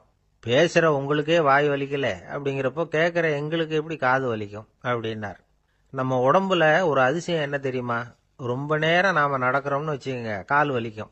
ரொம்ப நேரம் வேலை செஞ்சால் கை வலிக்கும், உடம்பு வலிக்கும். ரொம்ப நேரம் பார்த்துக்கிட்டே இருந்தால் கண்ணு வலிக்கும். ரொம்ப நேரம் பேசிக்கிட்டே இருந்தால் வாய் கூட வலிக்கும். ஆனால் ரொம்ப நேரம் கேட்டுக்கிட்டே இருக்கிறதுனால காது வலிக்கிறது இல்லை. அதனால் கேட்கறதுக்கு முக்கியத்துவம் கொடுத்தாங்க நம்ம பெரியவங்க. திருவள்ளுவர் தேவையில்லாம வார்த்தைகளை உபயோகப்படுத்த மாட்டார். ஒரு திருக்குறள்னு எடுத்துக்கிட்டாவே அதுல மொத்தம் 7 வார்த்தைகள், அவ்வளவுதான். அப்படி 7 வார்த்தைகள் மட்டுமே உள்ள ஒரு திருக்குறள்ல வள்ளுவர் ஒரே வார்த்தையை 5 தடவை உபயோகப்படுத்தியிருக்கிறார், திரும்ப திரும்ப பயன்படுத்தி இருக்கிறார். அப்படின்னா அதை எந்த அளவுக்கு வலியுறுத்தி சொல்றார் அப்படிங்கறத நாம புரிஞ்சுக்கணும். அது என்ன குறள்? செல்வத்துள் செல்வம் செவிச்செல்வம், அச்செல்வம் செல்வத்துள் எல்லாம் தலை. செவிச்செல்வம்ங்கிறது அவ்வளவு முக்கியமானது. கற்றலின் கேட்டல் நன்று. அதிகம் கேட்கணுங்கிறதுக்காகத்தான் எவ்வளவு கேட்டாலும் காது வலிக்கிறது இல்லை. குறைச்சலா பேசணும், அதிகமா கேட்கணும். இன்னொரு விஷயம் கவனிங்க. நம்ம உடம்புல கண்ணுக்கு மூடி இருக்குது, எதையாவது நாம பார்க்க விரும்பலன்னா உடனே கண்ணை மூடிக்கலாம். நம்ம வாய்க்கு மூடி இருக்குது, பேச விருப்பம் இல்லையா, வாய் மூடிக்கலாம். மூக்குக்கு கூட மூடிக்கிற வசதி இருக்குது, எதையாவது முகர விருப்பம் இல்லையா, மூச்சை அடக்கிக்கலாம். ஆனா பாருங்க, காதுக்கு மூடி கிடையாது, அதை கையால தான் மூட முடியும். யார் என்ன சொன்னாலும் அது நல்லதோ கெட்டதோ காதுல விழுந்துகிட்டு தான் இருக்கும். அறிவு தான் நல்ல விஷயங்களை எடுத்துக்கிட்டு கெட்ட விஷயங்களை விட்டுடணும். நல்ல கருத்துக்கள் நம்ம காதுல நிறைய விழுந்துகிட்டே இருக்கணும். அதை கேட்டு நாம நல்லபடியா வாழணுங்கிறது தான் படைப்பின் விருப்பம். ஆன்மீகவாதிகள் கூட ஒன்று சொல்லுவாங்க. அதாவது, ஆன்மீக பாதையில நீங்க முன்னேறணும்னா முதல்ல சிரவணம் செய்யணும்பாங்க. அதாவது பெரியவங்க சொல்ற நல்ல கருத்துக்களை கேட்கணும் அப்படின்னு அதுக்கு அர்த்தம். அதனால யாரு நல்ல கருத்துக்களை சொன்னாலும் அதை காது கொடுத்து கேளுங்க. இவ்வளவு கருத்துக்களையும் நம்ம நேயர் ஒருத்தர்கிட்ட சொல்லிட்டு இருந்தோம். அவரும் சரி சரின்னு தலையாடிக்கிட்டே இருந்தார். அப்புறம் சொன்னார், நீங்க சொல்றது சரிதான் சார், காதுக்கு மூடி இல்லைங்கிறது ரொம்ப சரி. அதனால தான் உங்க தகவல் கூட நாங்க விரும்புறோமோ இல்லையோ தினம் காதில் விழுந்துகிட்டு இருக்குது அப்படின்னார். எங்களுக்கு ரொம்ப பெருமையா இருந்தது. அப்படியா அப்படின்னோம். ஆனாலும் என்ன மாதிரி சில பேர் நீங்க தகவல் சொல்ற சமயத்துல காதுல மூடி இல்லையேன்னு சொல்லி கவலைப்படுறதில்ல சார் அப்படின்னார். ஏன்னு கேட்டோம். காதை மூடுறதுக்கு தானே வசதி இல்லை, ரேடியோவை மூடுறதுக்கு வசதி இருக்குதுல்ல, அதனால டக்குன்னு அதை மூடி வச்சிருவோம் அப்படின்னார். ஊருக்கு வெளியில அமைதியான ஒரு இடம், அங்க ஒரு ஆசிரமம், அங்க ஒரு சாமியார். அவர் தினமும் நல்ல போதனைகள்லாம் செய்வார். பல பேர் போய் அங்கேயே சில நாள் தங்கி இருந்து அவர் சொல்ற அறிவுரைகளை எல்லாம் கேட்டுக்கிட்டு வர்றது வழக்கம். ஒரு தடவை அவரை பார்த்துட்டு போறதுக்காக 3 வெளியூர் தம்பதிகள் வந்தாங்களாம். அந்த மடத்திலேயே சாப்பிட்டுக்கிட்டு தங்கி இருந்து அவங்களுடைய போதனைகளை கேட்டுக்கிட்டு போகணுங்கிறது அவங்க நோக்கம். காலையில குளிச்சுட்டு பூஜையில உட்கார்ந்தார் அந்த சுவாமி. இவங்களும் குளிச்சுட்டு அந்த பூஜையை பார்க்கறதுக்காக அவர் முன்னாடி உட்கார்ந்தாங்க. பூஜை ஆரம்பமாச்சு. சம்பிரதாயப்படி அது ரொம்ப நேரம் நடந்துகிட்டே இருக்குது. இவங்களுக்கு நல்ல பசி இருந்தாலும் இந்த நேரத்தில் அதை எப்படி வெளியில காட்டிக்கிறது? பேசாம இருந்தாங்க. அந்த சுவாமி பூஜையை முடிச்சார். அதுக்கப்புறம் பேச ஆரம்பிச்சார். பேச்சு அருமையாக தான் இருந்தது, அமிர்தமாக தான் இருந்தது. இருந்தாலும் இவங்களுக்கு இருக்கிற வயிற்று பசி அது சரியா கவனிக்க விடலை. அந்த சுவாமியே இதை கவனிச்சதா தெரியல. இவங்களுக்கு மனசுக்குள்ள ஒரு எண்ணம், உள்ள சாப்பாடு தயாராகிட்டு இருக்கும் போல இருக்கு, இந்த பேச்சு முடிஞ்சது நம்மளை உள்ள அழைச்சிட்டு போய் சாப்பாடு போடுவாங்கன்னு நினைக்கிறோம் அப்படின்னு இவங்களாம் நினச்சிக்கிட்டாங்க. ஆனால் சுவாமி இதை பற்றி எதுவுமே பேசலை, கண்டுக்கல. ஒரு அம்மாவால் அதுக்கு மேலே சும்மா இருக்க முடியுமா? முடியல. சாப்பாட்டை கவனிக்கலாமா அப்படின்னு சொல்லி மெதுவாக ஆரம்பிச்சாங்க. ஓ கவனிக்கலாமே அப்படின்னு உள்ள அழைச்சிட்டு போனார் சுவாமி. இவங்க ரொம்ப அவசரமாக எழுந்திருச்சு உள்ள ஓடினாங்க. அங்கே ஒரு மேஜை மேலே ஒரு கிண்ணம் மூடி இருந்தது. ஓ இதுதான் சாப்பாட்டு மேஜை போல இருக்கு, இங்கே சாப்பாடு வந்துடும் அப்படின்னு நினைச்சாங்க. உடனே போய் சுற்றி உட்காந்துக்கிட்டாங்க. சுவாமி அந்த கிண்ணத்தை எடுத்து அந்த அம்மா கிட்ட கொடுத்தார். அவங்க அதை வாங்கி மூடியை திறந்து பார்க்குறாங்க. உள்ள ஒரு சாவி இருக்குது. ஓ சரிதான், இது சமையலறை சாவி போல இருக்கு, அங்கே போய் அதை திறந்து சாப்பாட்டை நாமே எடுத்துக்கிட்டு இங்கே வச்சுக்கிட்டு சாப்பிடணும் போல இருக்கு அப்படின்னு நினைச்சாங்க. சாவி இருக்கு இல்லையா, வாங்க பூட்டு நிறையா காட்டுறேன் அப்படின்னு சுவாமி அவங்கள அழைச்சிட்டு போனார், காட்டினார். இவங்க அந்த அறையை ரொம்ப ஆவலோட திறந்தாங்க. உள்ள பார்த்தா அங்கே அரிசி பருப்பு விதவிதமான காய்கறி எல்லாம் இருக்கு. சமையலுக்கு வேண்டிய மிளகாய் எண்ணெய் பால் தயிர் நெய் இப்படி எல்லாமே இருக்கு. அடுப்பு விறகு நெருப்பு போட்டி அது கூட அங்கே இருக்கு. சாப்பாடு தயாரா இருக்கும்னு நினைச்சுக்கிட்டு போனா இப்படி இருக்குதே அப்படின்னு சொல்லி அதை பார்த்ததும் ரொம்ப சோர்ந்து போட்டாங்க அவங்க.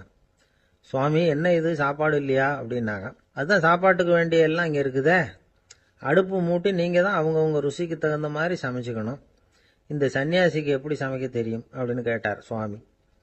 சாப்பாடு தயாரா இருக்கும்னு நாங்க எதிர்பார்த்தோம் அப்படின்னாங்க. நீங்க இப்படி சொல்லுவீங்கன்னு நானும் எதிர்பார்த்தேன். இது வரைக்கும் நான் எவ்வளவோ தத்துவம்லாம் எடுத்து சொன்னேன். எல்லாத்தையும் விட இதுதான் அனுபவபூர்வமான தத்துவம். ஆண்டவன் நமக்கு நல்ல மனசை கொடுத்துருக்கிறான், நல்ல வாய்ப்புகளையும் தந்திருக்கிறான். அதையெல்லாம் பயன்படுத்திக்கக்கூடிய மூளையையும் சிந்தனையையும் கொடுத்துருக்குறான்.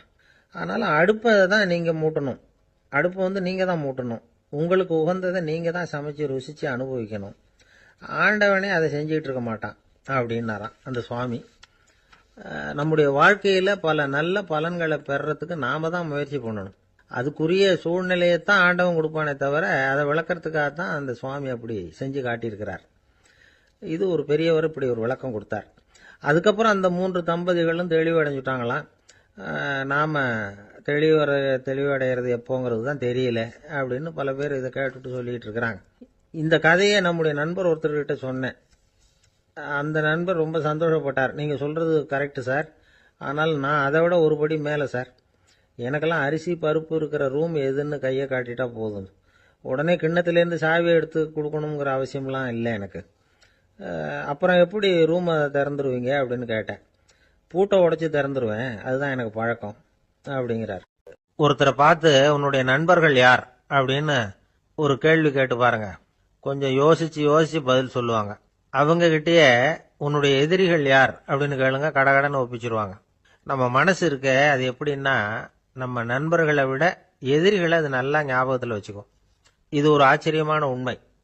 உங்களால் நண்பர்களை மறந்துட முடியும், ஆனால் எதிரிகளை மறந்துட முடியாது. இது ஒரு வேடிக்கையான நிலைமை தான். அழகான தருணங்களை நாம் ஏன் மறந்துடுறோம்? இது இயற்கை. ஏன்னா நம்ம மனசு மலர்களை கவனிக்கிறது இல்லை, அதில் இருக்கிற முள்ளை தான் கவனிக்குது. தன்னை காயப்படுத்துகிற எதையும் அது உடனே கண்டுகொள்ளுது.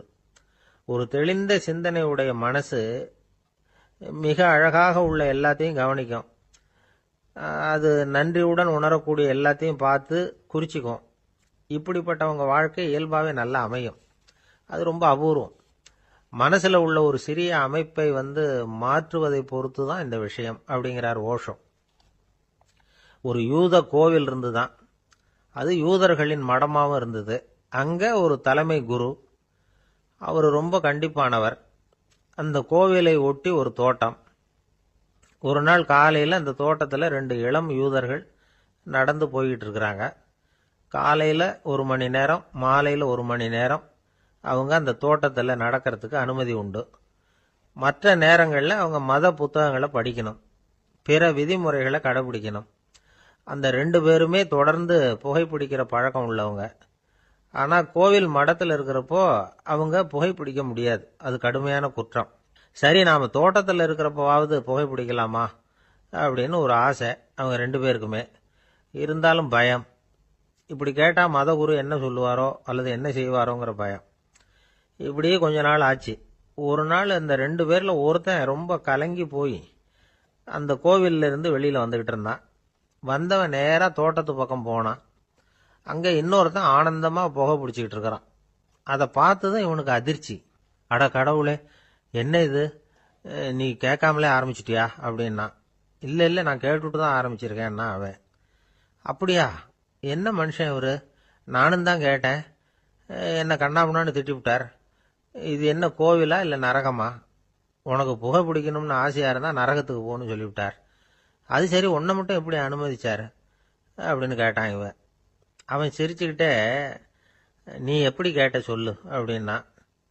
நாம் இந்த தோட்டத்துக்கு வர அனுமதிக்கப்பட்டிருக்கிறதே ஜபத்துக்காகத்தானே, அதனால் நான் ஜபம் சொல்லும் பொழுது புகை பிடிக்கலாமா அப்படின்னு கேட்டேன். அதுக்கு தான் அவர் சத்தம் போட்டு என்னை அடிக்கவே வந்துட்டார் அப்படின்னா இவன். நீ ஒரு மாதிரியாக கேட்டிருக்க, நான் வேற மாதிரியாக கேட்டிருக்கிறேன். ஜெபம் சொல்லும்போது புகை பிடிக்கலாமான்னு நீ கேட்டிருக்க. ஐயா, புகை பிடிக்கும் பொழுது ஜபிக்கலாமா அப்படின்னு நான் கேட்டேன். அதில் தப்பு ஒன்றும் இல்லை அப்படின்னு பதில் சொல்லிட்டார் அப்படின்னா. ஒரு சிறிய மாற்றம்தான் அது மிகப்பெரிய மாறுதலை ஏற்படுத்தி விட்டது. மனசு நல்ல விதமாக சிந்திக்க ஆரம்பிச்சுட்டுதுன்னா மகிழ்ச்சிக்கு பஞ்சம் இல்லை. ஒரு கஞ்சன் ஆற்றுல விழுந்துட்டான். வெள்ளத்தில் தத்தளிச்சுக்கிட்டு இருக்கிறான். கரையில் நின்ன ஒருத்தர், உன் கையை கொண்டா இப்படி பிடிச்சி இழுத்து கரையில் சேர்த்து விடுறேன்னார். எதையும் கொடுத்து பழக்கம் இல்லாத அவன் கையையும் கொடுக்க மாட்டேன்னுட்டான். இவர் பார்த்தார். உன் கையை கொடுன்னு சொல்றதுக்கு பதிலாக நான் என் கையை கொடுக்குறேன் பிடிச்சிக்கோ அப்படின்னார். அவன் கப்புன்னு பிடிச்சிக்கிட்டான், இழுத்து கரையில் போட்டார். ஒரு ஊரில் ஒரு ராஜா இருந்தார். அவர் ஒரு பூனை வளர்த்தார். ரொம்ப செல்லமாக அவர் அந்த பூனையை வளர்த்தார். அவர் என்ன பண்ணுவார் தெரியுமா? இரவு நேரத்தில் அந்த பூனையோட தலையில ஒரு விளக்க வச்சிருவார். அந்த பூனை ரொம்ப ஜாக்கிரதையா அந்த விளக்கு கீழே விழுந்துடாம பார்த்துக்கும். தலையை ஆட்டாம ரொம்ப நிதானமா ராஜா பின்னாடி நடந்து போய்கிட்டே இருக்கும். அந்த விளக்கு வெளிச்சத்துல எல்லா வேலைகளையும் செஞ்சிருவார். கையில ஒரு விளக்க தனியா எடுத்துட்டு போக வேண்டிய அவசியமே இல்லை. விளக்க தூக்கிட்டு போற வேலையை அந்த பூனை பார்த்துக்கும். அதனால ராஜாவுக்கு அந்த பூனை மேல ரொம்ப பிரியம். மந்திரிகளை எல்லாம் கூப்பிட்டு அவங்க கிட்ட சொல்லுவார், பாத்தீங்களா இந்த பூனை எவ்வளவு விசுவாசமா நடக்குது, என் பேர்ல எவ்வளவு மரியாதை பாத்தீங்களா அதுக்கு அப்படிம்பார். இதை கேட்டுட்டு அங்கிருந்த அமைச்சர்கள் ஒருத்தர் சொன்னார், மன்னா நீங்க சொல்றது சரிதான், இருந்தாலும் இந்த பூனையோட விசுவாசத்தை நாம கொஞ்சம் சோதிச்சு பார்க்க வேண்டியிருக்கு அப்படின்னாராம். சரி, உங்க ஆசையை ஏன் கெடுக்கணும், நல்லா சோதிச்சு பாருங்க அப்படின்னு சொல்லிவிட்டார் ராஜா. உடனே அந்த அமைச்சர் என்ன பண்ணார் தெரியுமா, எங்கேயோ புறப்பட்டு போனார். ஒரு 5-6 எலிகளை பிடிச்சிட்டு வந்தார். அரண்மனையில் ராஜா ஏதோ வேலை பார்த்துக்கிட்டு இருக்கிறாரு. பக்கத்தில் அந்த பூனை ரொம்ப பணிவா நின்றுகிட்டு இருக்குது. அது தலையில விளக்கு எரிஞ்சுக்கிட்டு இருக்கு. அமைச்சர் தான் பிடிச்சிட்டு வந்த எலிகளை அந்த பூனை பார்வையில் படுறது மாதிரி எதிரில் விட்டார். அந்த எலிகள்லாம் அங்கேயும் இங்கேயும் ஓட ஆரம்பிச்சுது. அதை பார்த்தது பூனை, அவ்வளவுதான். தலையில இருக்கிற விளக்க பத்தியும் கவலைப்படல, ராஜாவை பத்தியும் கவலைப்படல. ஒரே பாய்ச்சலா பாஞ்சு எலிகளை துரத்த ஆரம்பிச்சுட்டுது. தலையில இருந்த விளக்கு எங்கேயோ போய் விழுந்தது, அணைஞ்சு போச்சு. இருட்டுல ராஜா தடுமாற ஆரம்பிச்சுட்டார்.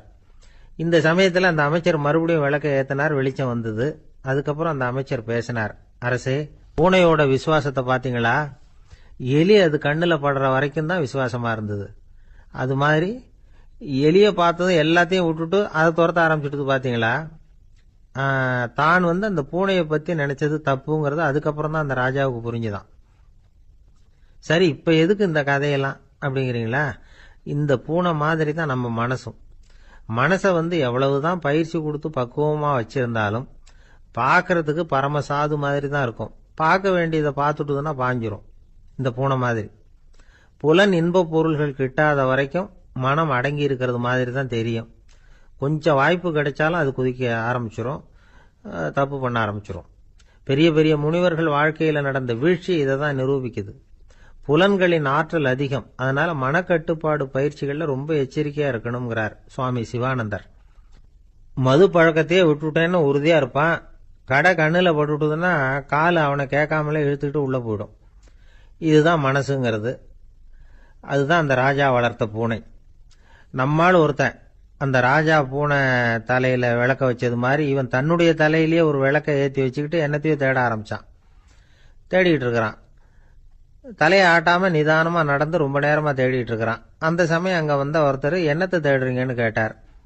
அதுதான் மறந்து போச்சு அப்படின்னு இழுத்தான். சரி, கொஞ்சம் இப்படி உட்காருங்க, ஞாபகம் வந்ததும் தேட ஆரம்பிக்கலாம் அப்படின்னாரு அவரு. இவன் கொஞ்ச நேரம் உட்காந்து யோசிச்சான். அப்புறம் திடீர்னு எழுந்திருச்சான். ஞாபகம் வந்துட்டுதுன்னா. என்னன்னு கேட்டார். எங்க வீட்டுல இருந்த விளக்க எங்க வச்சேன்னு தெரியல, அதுதான் தேடிட்டு இருக்கிறேன், ஏத்தி வைக்கலாம்னு பாக்குறேன் அப்படின்னா. ஒரு பெரியவர் உட்கார்ந்து இருக்கிறார். அவரை சுத்தி அவருடைய தோழர்கள் உட்கார்ந்துருக்கிறாங்க. ஏதோ ஒரு முக்கியமான செய்தியை அவர் அவங்களுக்கு சொல்லிட்டு இருக்கிறார். அவங்களும் ஆர்வமா கேட்டுக்கிட்டு இருக்கிறாங்க. இந்த சமயத்துல யாரோ ஒரு ஆள் வேகமா அங்க வர்றார். வர்ற வேகத்திலேயே எனக்கு ஏதாவது உதவி செய்யுங்க அப்படின்னு கேட்டுக்கிட்டே வர்றார். கேட்கறது உதவி, ஆனா குரல் மிரட்டுறது மாதிரி இருக்கு, அதட்டி கேட்கறது மாதிரி இருக்கு. இதை கேட்டதும் அந்த பெரியவர் ஆத்திரப்படல, ஆனா அவரை சுத்தி இருந்தவங்க ஆத்திரப்பட்டாங்க. இதை பெரியவர் கவனிச்சார். கொஞ்சம் அமைதியா இருங்கன்னார். வந்தவரை கூப்பிட்டார். அவருக்கு சில பொருள்களை கொடுத்தார். என்னங்க, இப்போ உங்களுக்கு மகிழ்ச்சி தானே அப்படின்னார். அப்படின்னு அலட்சியமா அவர் சொல்றார். நான் உங்களை நல்ல முறையில் நடத்தினேன்னா அப்படின்னு கேட்கிறாரு அவர் மறுபடியும். அதெல்லாம் ஒன்றும் இல்லை அப்படின்னு சொல்லி அவர் சொல்லிட்டு இருக்கிறாரு. குரல்ல கடுமை குறையில. சுத்தி இருந்தவங்களால இதை பொறுத்துக்க முடியல. கோபத்தோடு அவரை நோக்கி நெருங்க ஆரம்பிச்சாங்க. பெரியவர் அவங்களையெல்லாம் தடுத்து நிறுத்தினார். வந்தவரை வாங்க என்னோட அப்படின்னு சொல்லி அழைச்சிட்டு போனார். வீட்டுக்கு போனார். அங்க போனதும் இன்னும் சில பொருள்களை எடுத்து அவர்கிட்ட கொடுத்தார். இப்ப திருப்தி தானே, நான் உங்ககிட்ட நல்ல முறையில் நடந்துகிட்டேனா அப்படின்னார். அவர் முகம் இப்பதான் கொஞ்சம் மலர்ந்தது. ரொம்ப நன்றி, இறைவன் உங்க குடும்பத்துக்கு எல்லா நன்மைகளையும் செய்வான் அப்படின்னு சொன்னார். இதே வார்த்தைகளை என்னுடைய தோழர்கள்கிட்டே சொல்லிட்டீங்கன்னா அவங்க கோபம் தணிஞ்சிரும், வர முடியுமான்னார். கண்டிப்பா வர்றேன் அப்படின்னாரு. மறுநாள் காலையில் அந்த இடத்துக்கு வந்தார். அதே மாதிரி சொல்லிவிட்டு அவர் போயிட்டார். தோழர்கள்லாம் ரொம்ப வியப்போடு பெரியவரை பார்த்தாங்க. அந்த பெரியவர் தான் நபிகள் நாயகம். அவர் சொன்னார், ஒருத்தன் ரொம்ப ஆசையாக ஒரு ஒட்டகத்தை வளர்த்துக்கிட்டு வந்தான். ஒரு நாள் அந்த ஒட்டகம் வந்து கயத்தை அறுத்துக்கிட்டு ஓடி போயிட்டுது. அக்கம் பக்கத்தில் இருக்கிறவங்கெல்லாம் அந்த ஒட்டகத்தை பிடிக்கிறதுக்கு முயற்சி பண்ணாங்க. அதை துரத்திக்கிட்டு ஓடினாங்க. ஒட்டகம் வந்து தாறுமாறாக ஓட ஆரம்பிச்சுது. இந்த சமயத்தில் ஒட்டகத்தை வளர்த்தவன் அங்கே ஓடி வந்தான். நீங்கள் அதை ஒன்றும் செய்ய வேணாம், விட்டுருங்க. அதோட சுபாவம் எனக்கு நல்லா தெரியும். அதை சுலபமாக என்னோட வழிக்கு கொண்டுட்டு வந்துட முடியும். நான் பார்த்துக்கிறேன், விட்டுருங்கோ அப்படின்னா. எல்லாரும் விலைக்கு போயிட்டாங்க. இவன் என்ன செஞ்சான் தெரியுமா? கொஞ்சம் புல்லை கையில் எடுத்துக்கிட்டு அந்த ஒட்டகத்தை நெருங்கினான். அவ்வளவுதான். அது ஓடி வந்து இவன் காலடியில் உட்காந்துக்கிட்டது. செல்லமாக அதை அப்படியே தடவி கொடுத்தான். முதுகில் ஏறி உட்காந்துக்கிட்டான். அது பாட்டுக்கு சாதுவாக நடந்து போகுது. இந்த கதையை நபிகள் நாயகம் தம்முடைய தோழர்களுக்கு சொல்றார். ஒட்டகத்தை மட்டும் இல்லை, சில மனிதர்களையும் கூட சில விதத்தில் அணுகிதான் அவர்களை வந்து சீர்திருத்த வேண்டியிருக்குது அப்படிங்கிறத அவங்களுக்கு உணர்த்தினார். இது ஒரு அழகான உளவியல் அணுகுமுறை. சில குடும்ப தலைவர்கள் கூட இந்த ஒட்டகம் மாதிரி நடந்துக்கிறது உண்டு. அப்புறம் அடங்கி போகிறதும் உண்டு. ஒரு குடும்ப தலைவர் காலையில் எழுந்திரிச்சதுலேருந்து சத்தம் போட்டு கத்திக்கிட்டு இருப்பார். பக்கத்தில் இருந்தவங்கெல்லாம் ஓடி போய் சமாதானம் பண்ணி பார்த்தாங்க. அவர் ஓயறது மாதிரி தெரியல. கடைசியில் அவர் மனைவி வந்தாங்க. நீங்கள் எல்லாம் விலைக்கு போயிடுங்க, அவர் சுபாவம் எனக்கு தெரியும், நான் பார்த்துக்கிறேன் அப்படின்னாங்க. சரின்னு எல்லாரும் போயிட்டாங்க. சாயந்தரமாக வந்து பார்க்குறாங்க, அவர் சத்தம் இல்லாமல் ஒரு மூலையில் உட்காந்துருக்கிறார். ரொம்ப சாதுவா. ஆச்சரியமாக இருந்தது. என்னம்மா பண்ணீங்கன்னு கேட்டாங்க. அது ஒன்றும் இல்லைங்க, ஒரு வேளை சாப்பாட்டை நிறுத்தினேன், பட்னி போட்டேன், அவ்வளவுதான் அப்படின்னாங்க அந்த அம்மா. ஒரு அம்மா, அவங்களுக்கு 35 வயசு இருக்கும். குடும்பத்தில் எந்த கஷ்டமும் இல்லை. இருந்தாலும் காரணம் இல்லாமல் பிள்ளைங்க பேரில் கோவப்படுறது, எரிஞ்சு விடுறது அவங்க வழக்கம். பிள்ளைங்க அழும். உடனே அவங்க மனசும் சங்கடப்படும். இன்னொரு அம்மா, நல்ல வேலையில் இருக்கிறவங்க, வாரத்துக்கு ஒரு தடவையாவது தலைவலி வந்துடும். இவங்களுக்கெல்லாம் உடம்புல எந்த கோளாறும் இல்லை, மனசு மட்டும் சரியாக இருக்காது. தூக்க மாத்திரை கையில் வச்சுருப்பாங்க. 30-35 வயசுடைய பெண்களுக்கு சர்வசாதாரணமாக காணப்படுகிற மனக்கோளாறு இது. இதுக்கு பேர் வந்து மனவாட்டம், டிப்ரெஷன், மனமடிவு அப்படின்னு சொல்லலாம். இந்த நோய்க்கு அறிகுறி என்ன தெரியுமா? மனசில் வருத்தமான உணர்வு இருக்கும். அடிக்கடி அழலாம் போல தோணும். முன்னால எல்லாம் எந்தெந்த செயலில் ஆர்வம் இருந்ததோ அதெல்லாம் குறைஞ்சிரும், அல்லது சுத்தமாகவே ஆர்வம் இல்லாமல் போயிடும். சில பெண்கள் வந்து இளம் வயசில் பக்கத்தில் இருக்கிறவங்க கிட்ட கலகலப்பாக பேசுவாங்க, வீட்டை அலங்கரிக்கிறதுல ஆர்வம் இருக்கும். இப்போ அதுல எல்லாம் ஆர்வம் இல்லாமல் போயிடும். எந்த வேலை செஞ்சாலும் சீக்கிரம் களைப்பு அடைஞ்சுடுறது மாதிரி ஆகிடும். நமக்கு யாருமே உதவியாக இல்லை, நம்ம எல்லாரும் கை விட்டுட்டாங்க போல இருக்குதே அப்படிங்கிற உணர்வுலாம் உண்டாகும். தன்னைத்தானே குறை சொல்லிக்குவாங்க. நாம் தப்பு பண்ணிவிட்டோம் போல இருக்குதே அப்படின்னு தோணும். குற்றம் பண்ணிட்டதா நினச்சி கஷ்டப்படுவாங்க. பசி இருக்காது, தூக்கத்தில் தொந்தரவு இருக்கும். அடிக்கடி செத்து போடலாங்கிற உணர்வு வரும். தற்கொலை பண்ணிக்கலாங்கிற எண்ணம் உண்டாகும். சில பேர் தற்கொலை முயற்சியில் கூட ஈடுபடுவாங்க.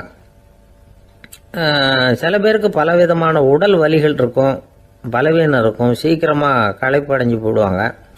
இதெல்லாம் மனவாட்ட நோய்க்கான தன்மைகள். இந்த மனவாட்டம், அதாவது டிப்ரெஷனை வந்து 2 வகையாக பிரிக்கலாமா.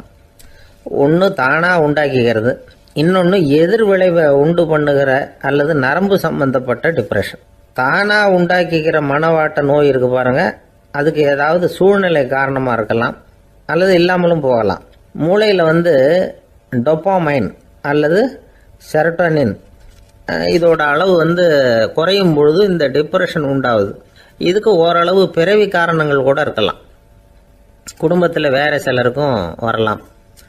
பாதிக்கப்பட்ட பெண்ணை வந்து பார்க்கறதுக்கு பலவீனமாக தெரியும், கடுமையான குற்ற உணர்வு இருக்கும், தனியாக இருக்கிறதுக்கு ஆசைப்படுவாங்க, நடு ராத்திரியில் எழுந்திரிச்சு உட்காந்து கஷ்டப்பட்டுக்கிட்டு இருப்பாங்க, கொடூரமான முறையில் தற்கொலை பண்ணிக்க முயற்சி பண்ணுவாங்க, தீ வச்சுக்கிறது, அமிலத்தை குடிக்கிறது, தூக்கில் தொங்குறது. இப்படி தானாக வரவழைச்சிக்கிற மனவாட்ட நோய் வந்து மறையக்கூடிய நோய். ஒரு தடவை வந்தால் 3லேருந்து 6 மாதம் வரைக்கும் நீடிக்கும். இடைப்பட்ட காலங்களில் நோயாளி இயல்பாக இருப்பார். எதிர் விளைவை உண்டு பண்ணுகிற அல்லது நரம்பு சம்பந்தப்பட்ட மனவாட்ட நோய் எப்படின்னா, கணவன் மனைவி மாமியார் மருமகள் இப்படிப்பட்ட உறவு முறை பிரச்சனைகள், தோல்விகள், எரிச்சல்கள், ஆபீஸ் பிரச்சனை, இப்படிப்பட்ட சூழ்நிலையால் உண்டாகிறது.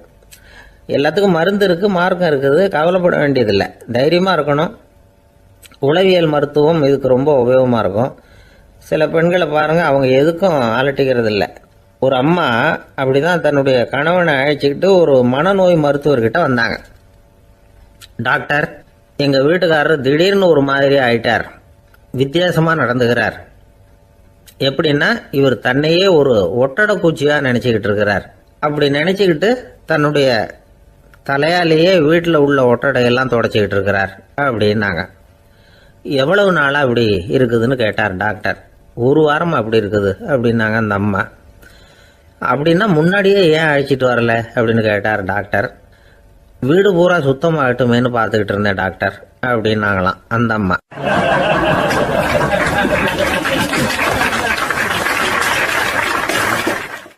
ஒரு ஊரில் ஒரு ஞானி இருக்கிறார்.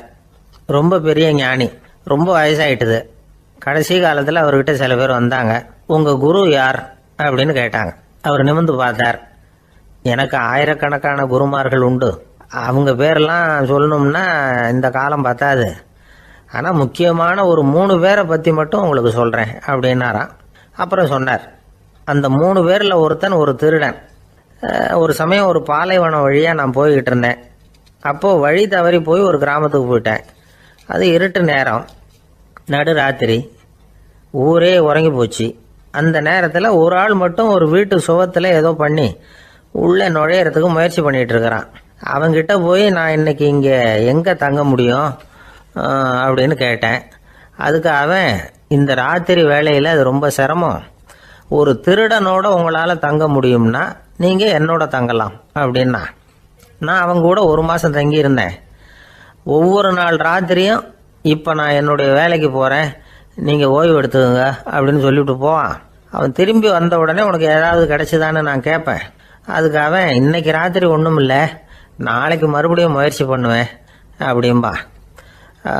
எப்பவும் அவன் நம்பிக்கை இழந்ததே கிடையாது, எப்பவும் சந்தோஷமாகவே இருப்பான். நானும் ரொம்ப காலமாக தியானம் பண்ணிக்கிட்டே இருந்தேன், ஒன்றுமே நடக்கலை. ஆனால் நான் என்ன பண்ணேன் தெரியுமா, மனசு வருத்தப்படும், நம்பிக்கை இழந்துருவேன். அப்போல்லாம் அந்த திருடனுடைய விடாமுயற்சி தான் ஞாபகத்துக்கு வரும். அதனால் அந்த திருடன் எனக்கு ஒரு குரு. என்னுடைய 2வது குரு யாருன்னா அது ஒரு நாய். இது எப்படின்னா, ஒரு சமயம் எனக்கு ரொம்ப தாகமாக இருந்தது. ஒரு நதியை நோக்கி போய்கிட்டு இருந்தேன். அப்போ ஒரு நாயும் வந்தது. அதுக்கும் தாகம். ஓடி வந்து ஆற்றை பார்த்துது. அதோட நிழல் வந்து ஆற்றுல தெரிஞ்சுது. அதை பார்த்ததும் பயந்துட்டுது. அதாவது அது தன்னுடைய சொந்த உருவத்தையே கண்டு பயந்தது. அதை பார்த்து குறைக்குது, திரும்பி ஓடிச்சு.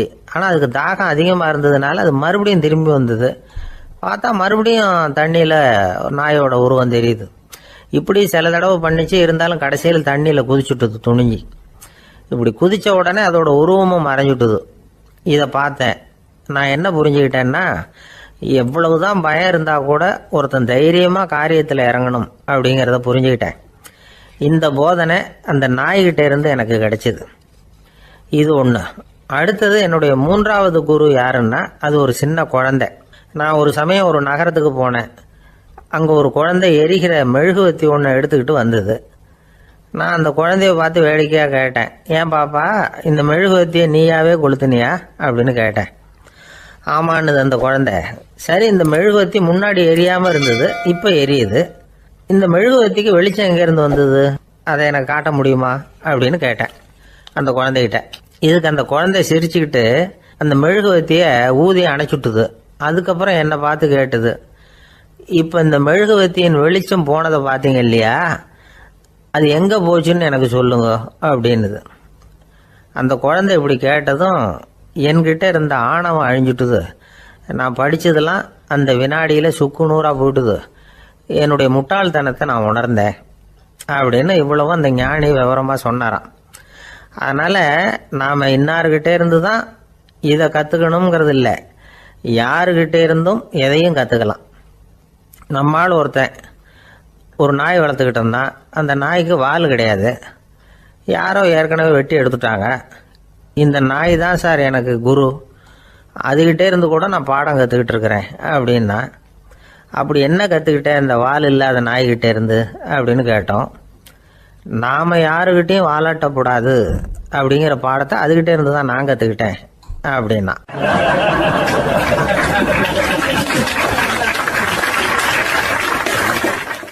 இந்த உலகத்தில் எவ்வளவோ உயிரினங்கள் இருக்கு.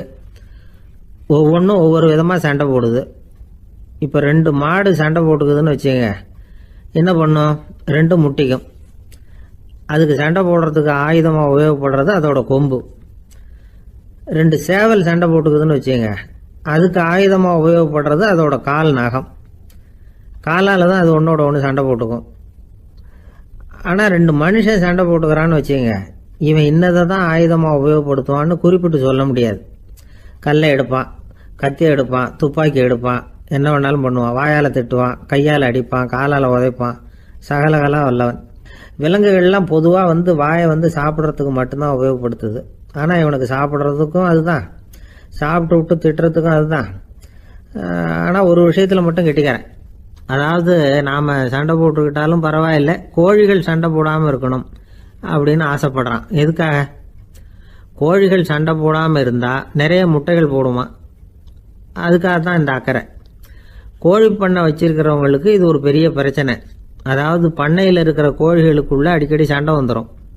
அதனால் முட்டை உற்பத்தி குறைஞ்சிரும். சரி, இதுக்கு என்ன பண்ணுறது?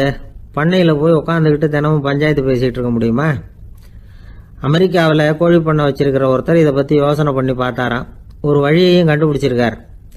கோழிக்கெல்லாம் மூக்கு கண்ணாடி மாட்டி விட்டுட்டோம்னா அது சண்டை போடுற குணம் குறைஞ்சிரும், முட்டை அதிகமாகிடும்.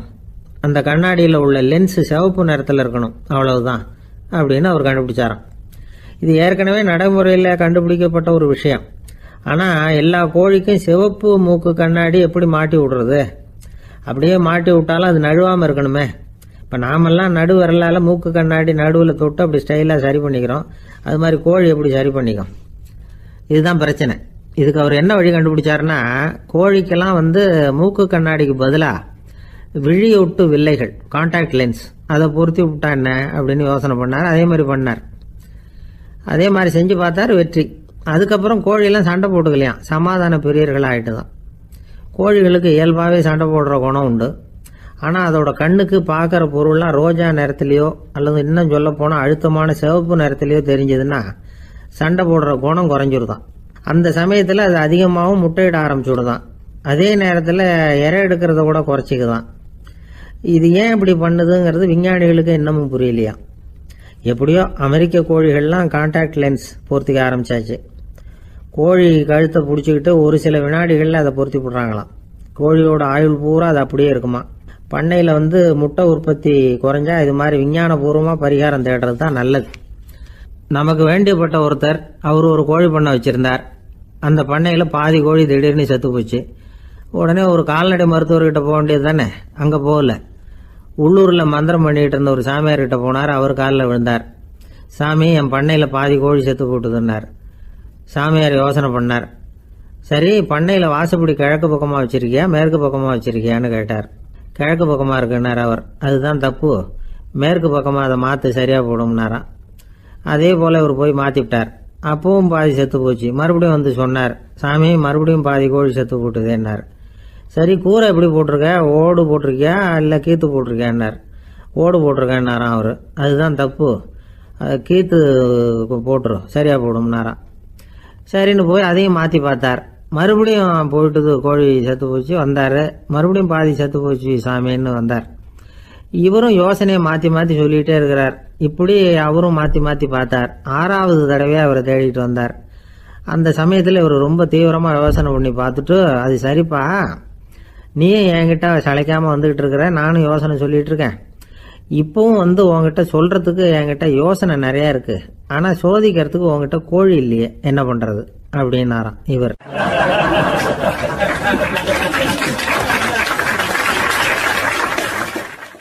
ஒரு ஊரில் ஒரு பெரிய ஞானி இருந்தார். அவர் படுக்கையில் இருந்தார். இன்னும் கொஞ்ச நேரம்தான் அவர் இந்த உலகத்தில் இருக்க போகிறார். அவரை சுற்றி ஏகப்பட்ட கூட்டம். ஏற்கனவே அவருடைய உபதேசங்களை கேட்டவங்க பல பேர் அவரை சுற்றி நிற்கிறாங்க. அந்த ஞானி மெதுவாக கண்ணை திறந்து பார்க்குறார். எல்லாரும் அவருடைய கடைசி வார்த்தையை கேட்கறதுக்காக அவளோட காத்துக்கிட்டு இருக்கிறாங்க. அந்த ஞானி மெதுவாக பேச ஆரம்பித்தார். நான் என்னுடைய வாழ்நாள் பூராவும் உங்களுக்கு நிறைய போதனைகள் சொல்லிக்கிட்டு இருக்கிறேன். பேரானந்தம், மகிழ்ச்சி, தியானத்தன்மை இதை பற்றியெல்லாம் சொல்லியிருக்கிறேன். இப்போ நான் வேற ஒரு கரைக்கு போய்கிட்டு இருக்கிறேன். நான் இனிமேல் இந்த கரையில் இருக்க மாட்டேன். நீங்கள் நான் சொன்னதையெல்லாம் கேட்டீங்க, ஆனால் எதையும் நீங்கள் நடைமுறைப்படுத்தி பார்க்கல. எல்லாம் கேட்டதோடு சரி, அதோட விட்டுவிட்டீங்க. அப்புறம் அதை தள்ளி போட்டுக்கிட்டே வந்துட்டீங்க. மேலும் அதை தள்ளி போடுறதுல எந்த பிரயோஜனமும் கிடையாது. இப்போ நான் போய்கிட்டு இருக்கிறேன். உங்களில் யாராவது என்னோட வர்றதுக்கு தயாரா அப்படின்னு கேட்டார். அவ்வளவுதான். யாரும் வாயை திறக்கல. ஒரே மௌனம், சத்தமே இல்லை. ஒருத்தர் பார்த்துக்கிட்டே நிற்கிறாங்க. அந்த கூட்டத்தில் ஒரு ஆள் அந்த ஞானி கூடவே 40 வருஷத்துக்கு மேலே இருந்திருக்கிறான்.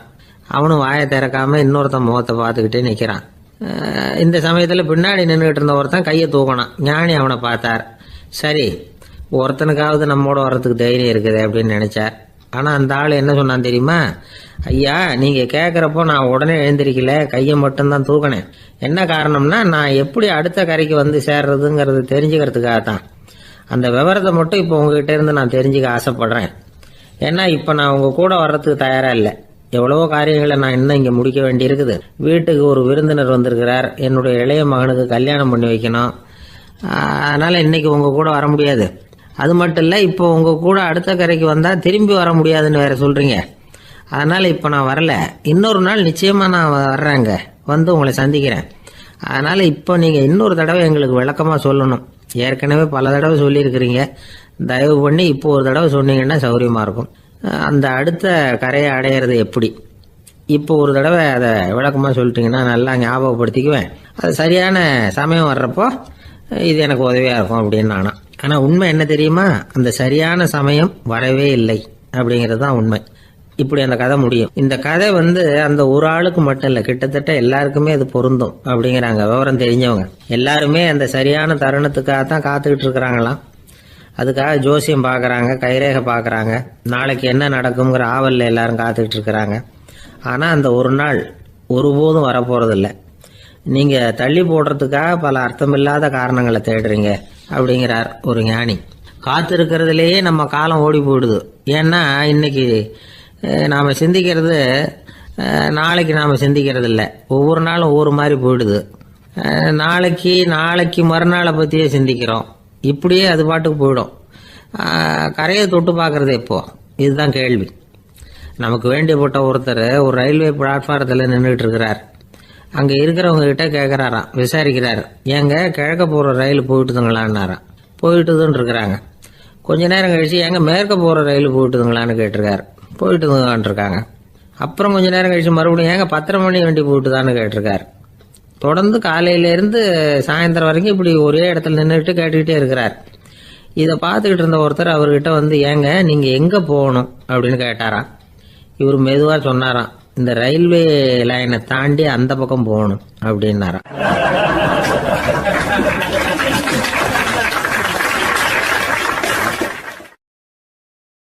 ஆஃபீஸில் வேலை பார்க்குற ஒருத்தர் வந்தார்.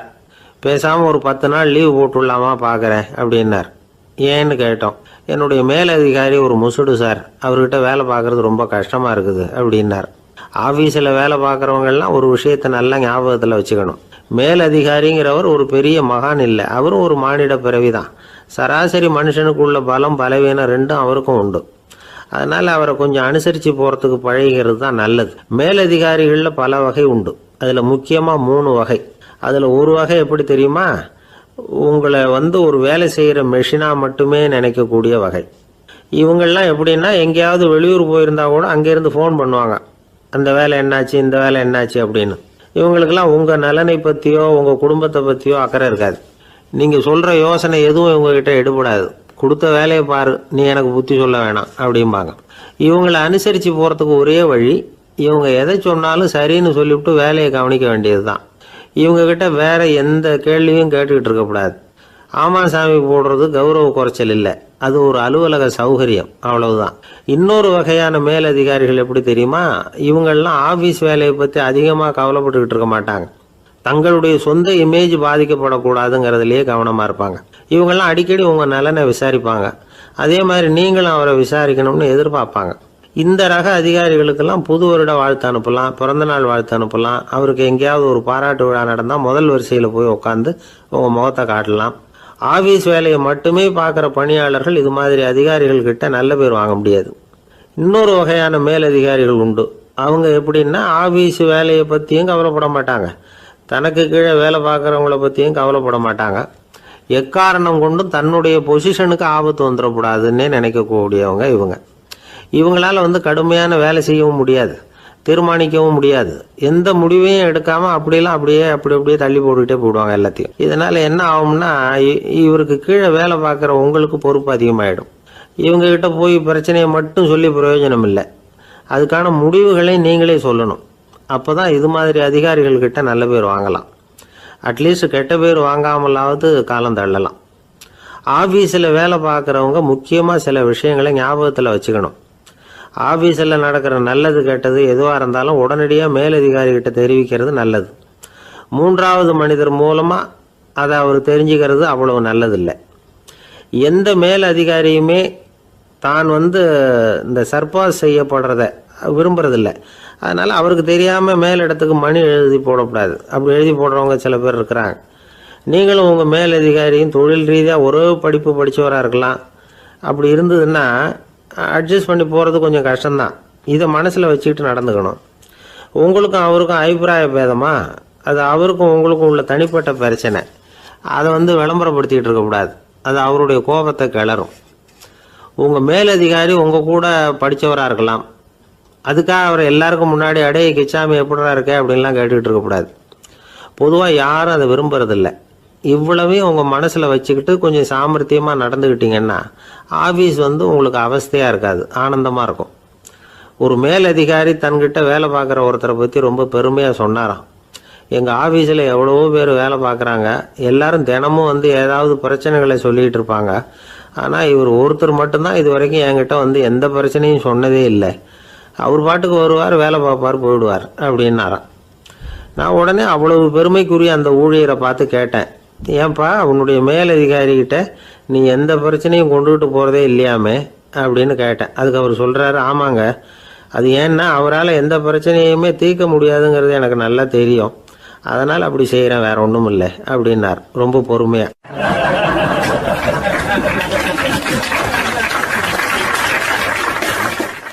ஒருத்தர் ரொம்ப கவலையோடு உட்காந்துருந்தார்.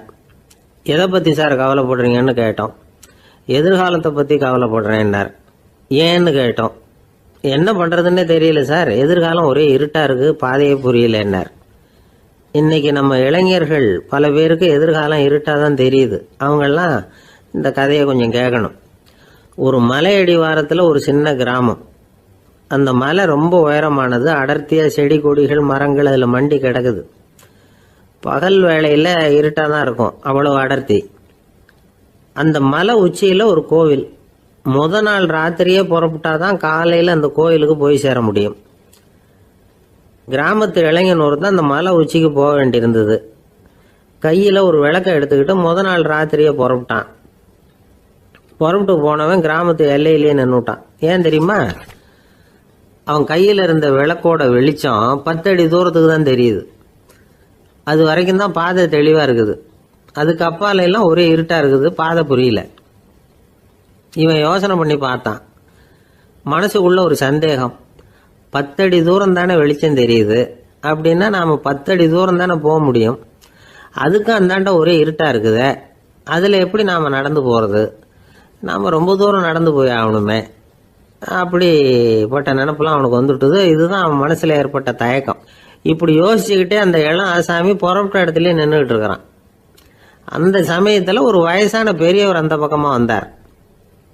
அவர் கையில் இதை விட சின்னதாக ஒரு விளக்கு வச்சிருந்தார். அது எப்படின்னா அது ஒரு 5 அடி தூரத்துக்கு தான் வெளிச்சம் காட்டுது, அவ்வளவு சின்ன விளக்கு. அவரும் மலை உச்சிக்கு போகிறதுக்காக தான் வந்துகிட்டு இருக்கிறார். அவரை பார்த்து இவன் கேட்டான், என்ன பெரியவரே, இவ்வளவு சின்ன விளக்க வச்சுக்கிட்டு அவ்வளவு தூரத்துக்கு எப்படி மலையேற போறீங்க அப்படின்னு கேட்டான். நீ ஏன் இப்படி தயங்கிட்டே நிற்கிறேன்னு கேட்டார் பெரியவர். என்கிட்ட இருக்கிற விளக்கு 10 அடி தூரத்துக்கு தான் பாதையை காட்டுதுன்னா. இப்போ பெரியவர் சொன்னார், தம்பி, உன் கையில் இருக்கிற விளக்கு கொடுக்குற வெளிச்சத்தை வச்சு நீ முதல்ல 10 அடி தூரம் முன்னாடி போ, 10வது அடியில் போய் நின்றுக்கிட்டு பாரு, மறுபடியும் ஒரு 10 அடி தூரத்துக்கு பாதை தெரியும். இப்படி உன் கையில் இருக்கிற விளக்கு தொடர்ந்து வெளிச்சம் காட்டிக்கிட்டே இருக்கும். நீ முன்னேற முன்னேற அந்த வெளிச்சமும் முன்னேறும். அதனால எத்தனை கிலோமீட்டர் தூரம் வேணும்னாலும் நீ இந்த 10 அடி தூர வெளிச்சத்தை வச்சுக்கிட்டே நீ போயிடலாம், புறப்படு அப்படின்னார். இப்பதான் அந்த பெரியவர் சொன்னது இளைஞனுக்கு பளிச்சுன்னு புரிஞ்சுதான். உடனே உற்சாகமா புறப்பட்டான், உச்சிக்கு போய் சேர்ந்தான்.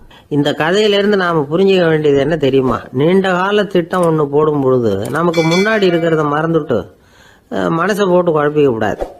உங்க கையில என்ன இருக்கோ அதுலயே உங்க எதிர்காலம் மறைஞ்சிருக்குது. கண் முன்னாடி தெரியறத வச்சு ஆரம்பிங்க, போக போக வழி தானா புலப்படும் அப்படிங்கிறார் ஒரு பெரியவர். பெரிய பயணங்களை எல்லாம் இப்படிதான் நடத்த வேண்டியிருக்கும். ஒவ்வொரு அடியா எடுத்து வச்சா ஓடி போய் சேர்ந்து விடலாம். மலைச்சு போய் நின்றுட்டா நின்றுகிட்டே இருக்க வேண்டியதுதான். நம்ம ஆள்லாம் ரொம்ப மோசமா இருக்கிறாங்க. ஒருத்தன் அப்படித்தான் நீண்ட தூர பிரயாணம் ஒன்று புறப்பட்டான். ரயில் போய்கிட்டே இருந்தது. கொஞ்ச தூரம் போச்சு, பாதி வழியில கையில வச்சிருந்த டிக்கெட்டை காத்துல விட்டுட்டான். ஐயோ, என் டிக்கெட்டு போயிட்டுதே அப்படின்னு கத்த ஆரம்பிச்சுட்டான். பக்கத்துல இருந்த பெரியவர் அவனை பார்த்து பரிதாபப்பட்டு, கவலைப்படாத தம்பி, போனா போகுது, வேற டிக்கெட் வாங்கிக்கலாம் அப்படின்னு ஆறுதல் சொன்னார். அதுக்கு அவன் சொல்றான், சார் நான் அதுக்காக அழல, அந்த டிக்கெட்டு கிடைச்சா தானே நான் எந்த ஊருக்கு போகணுங்கிறது எனக்கு தெரியும் அப்படிங்கிறான்.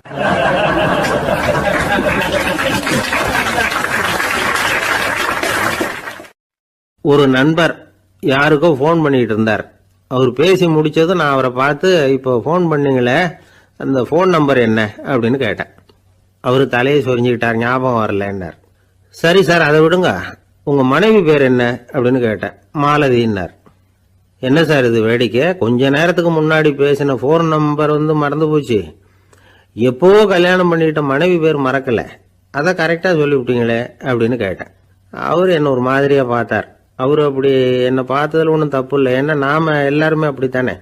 ஒரு குறிப்பிட்ட காரியத்துக்காக தொலைபேசியில ஒருத்தட்ட பேசுறோம், அதுக்கப்புறம் அந்த எண் நமக்கு அனாவசியம், அதனால மறந்துடுறோம். இதுக்கு பேர் தான் தற்காலிக ஞாபகம். ஆனா மனைவி பேரை மறந்துட முடியுமா? முடியாது. அது அவசியமான ஒண்ணு. அடிக்கடி அந்த பேரை உபயோகப்படுத்துறோம், அதனாலேயும் அது முக்கியங்கிறதுனாலேயும் அதை மறக்கிறது இல்லை. இதுக்கு பேரு நிரந்தர ஞாபகம். சரி, இந்த தற்காலிக ஞாபகம், நிரந்தர ஞாபகம், இது ரெண்டு ஞாபக அளவுகளையும் கட்டுப்படுத்துறது எது அப்படின்னா மூளைக்குள்ள நடக்கிற மின்சார நடவடிக்கைகள் தான். தற்காலிக ஞாபகம் ஒரு மின்னல் மாதிரி தோன்றி மறையுது. நிரந்தர ஞாபகம் ஒரு படிவம் போல மூளையில படிஞ்சுடுது. ஒரு சம்பவத்தின் பல பிரதிகள் மூளையில பல்வேறு பகுதிகளிலேயும் படியறதுனால ஒன்னு மறைஞ்சாலும் மறந்தாலும் இன்னொன்னு மறையறதில்ல. இப்படிப்பட்ட நிலைமையில தான் தொண்டையில இருக்கு, வாயில வரமாட்டேங்குது சார் அப்படிமா. ஒருத்தருக்கு எந்த துறையில ஆர்வமும் ஈடுபாடும் அதிகமோ அது சம்பந்தமான ஞாபக சக்தி அதிகமா இருக்கும். தொழிலை விரும்புகிற ஒரு டெலிபோன் ஆபரேட்டருக்கு எண்கள்லாம் நல்ல ஞாபகம் இருக்கும். அது மாதிரி கவிஞர்களுக்கு வார்த்தைகள் நல்ல ஞாபகத்தில் இருக்கும். இது ஒரு பக்கம் இருந்தாலும் ஒரு மூளை எண்களை விட எழுத்துக்களை விட படங்களை ரொம்ப சுலபமா ஞாபகத்துல வச்சுக்குது. புரிஞ்சுக்கிற தன்மை, அனுபவம், புத்தி கூர்மை இது கூடி குறையறத பொறுத்து ஞாபக சக்தியும் ஏறும் இறங்கும். இப்ப உதாரணத்துக்கு ஒரு பையனுக்கு படிச்சது எதுவும் ஞாபகத்துல இல்லைன்னா அவன் அதை சரியா புரிஞ்சுக்கலன்னு அர்த்தம்.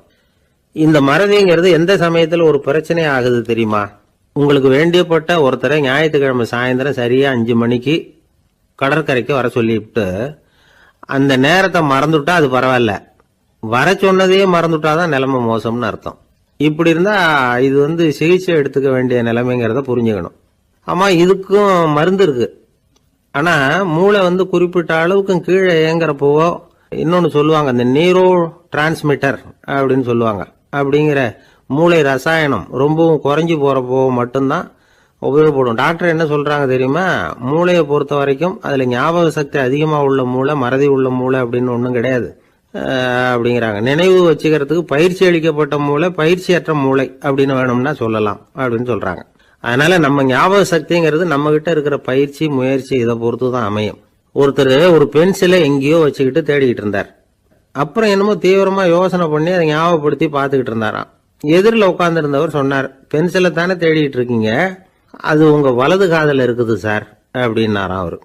இதுக்கு அவரு சொல்லியிருக்காரு, பென்சிலை வலது காதுல தான் வச்சிருக்கேங்கிறது எனக்கு நல்லா ஞாபகம் இருக்கு, ஆனா எது வலது காதுங்கிறது தான் மறந்து போச்சு அப்படின்னாராம். அவர் அதை தான் யோசிச்சுட்டு இருந்திருக்கிறார்.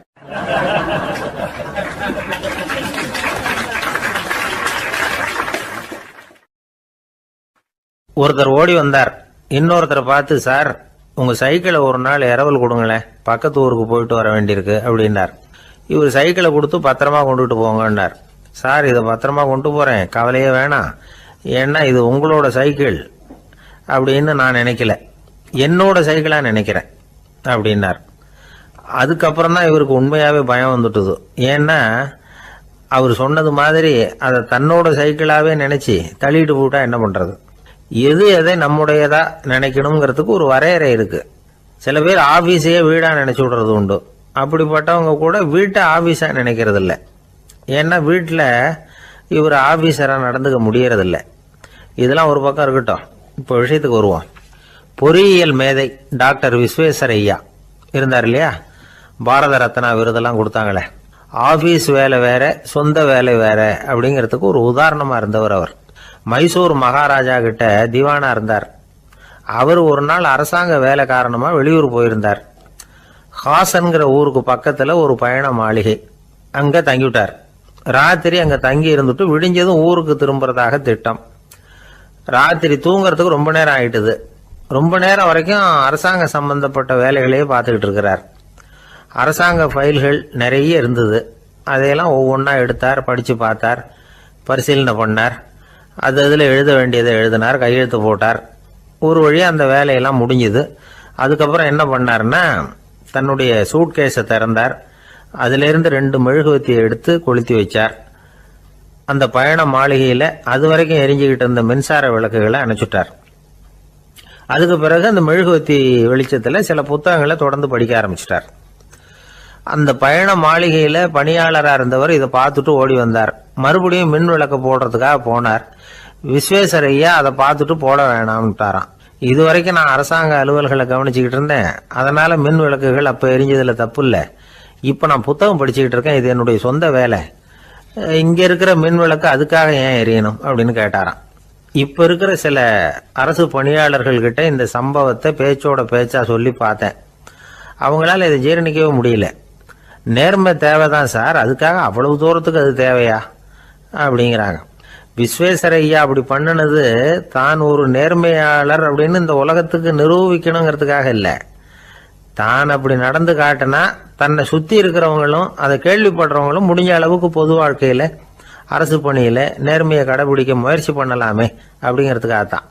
இப்போவும் சில பேர் இருக்கிறாங்க, இவங்க ஆஃபீஸ் வேற வீடு வேறன்னு நினைக்கிறது இல்லை, அவ்வளோ உரிமை. ஒருத்தர் அப்படிதான், அவருக்கு அவசரமாக 5000 ரூபா தேவைப்பட்டது. ஆஃபீஸு பணத்தை எடுத்துக்கிட்டார். அந்த நேரம் பார்த்து ஆடிட் வந்துட்டுது, ஆப்பிட்டுக்கிட்டார். விசாரணை நடக்குது. அவர் சொல்றார், சார் நான் நேரம் காலம் பார்க்காம ஆஃபீஸில் வேலை செய்வேன், ஏன்னா அதை என்னோட ஆஃபீஸாக நினைக்கிறேன். அவசரத்துக்கு அந்த பணத்தை எடுத்தேன், மறுபடியும் வச்சுடலாம்னு தான் இருந்தேன், அதுக்குள்ளே இப்படி ஆயிட்டுது. நீங்கள் என்ன நினைச்சாலும் சரி, நான் ஆஃபீஸ் வேற வீடு வேற அப்படின்னு நினைக்கிறது இல்லை, அது என்னோட சுபாவம் அப்படின்னார். விசாரணை பண்ணவர் தீர்ப்பு வழங்கினார். உங்கள் சுபாவத்துக்கு மதிப்பு கொடுத்து நானும் தீர்ப்பு வழங்குறேன். நீங்கள் கொஞ்ச நாள் ஜெயிலில் இருந்துட்டு வாங்க, அது உங்களுக்கு கஷ்டமாக இருக்காதுன்னு நினைக்கிறேன்.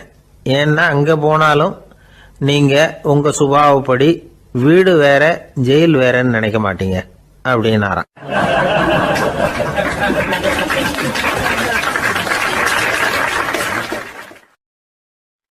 சில பேர் ஆளை பார்த்தா 60 வயசு மாதிரி தோணும், உண்மையான வயசு என்னன்னு பார்த்தா 40 அல்லது 45.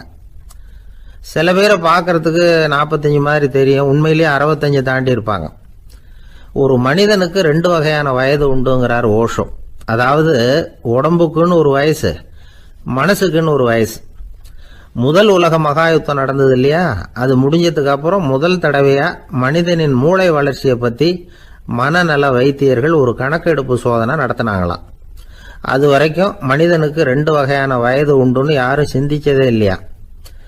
அந்த உலக மகாயுத்தம் முடிஞ்சதுக்கு அப்புறம் மனிதனுடைய சராசரி மனதின் வயதை கணக்கிட்டு பார்க்கும் பொழுது அவங்களுக்குலாம் ரொம்ப அதிர்ச்சியாக இருந்துதான்.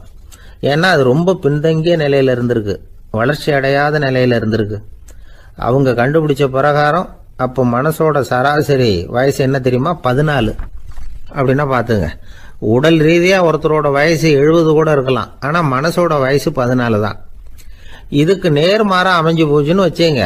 அதாவது ஒருத்தருக்கு உண்மையிலேயே 14 வயசு, அதாவது உடலோட வயசு 14, அவரோட மனசின் வயசு 70ன்னு வச்சுக்கோங்க. இப்படி அமைஞ்சுட்டுதுன்னா அவர் சீக்கிரம் ஞானத்தன்மை அடைஞ்சிருவார் அப்படின்னு அர்த்தம். இப்போ நமக்கெல்லாம் உடம்போட வயசு மனசோட வயசு ரெண்டும் ஒன்றா இருந்துட்டா அதுவே போதும், அதுவே பெரிய விஷயம்.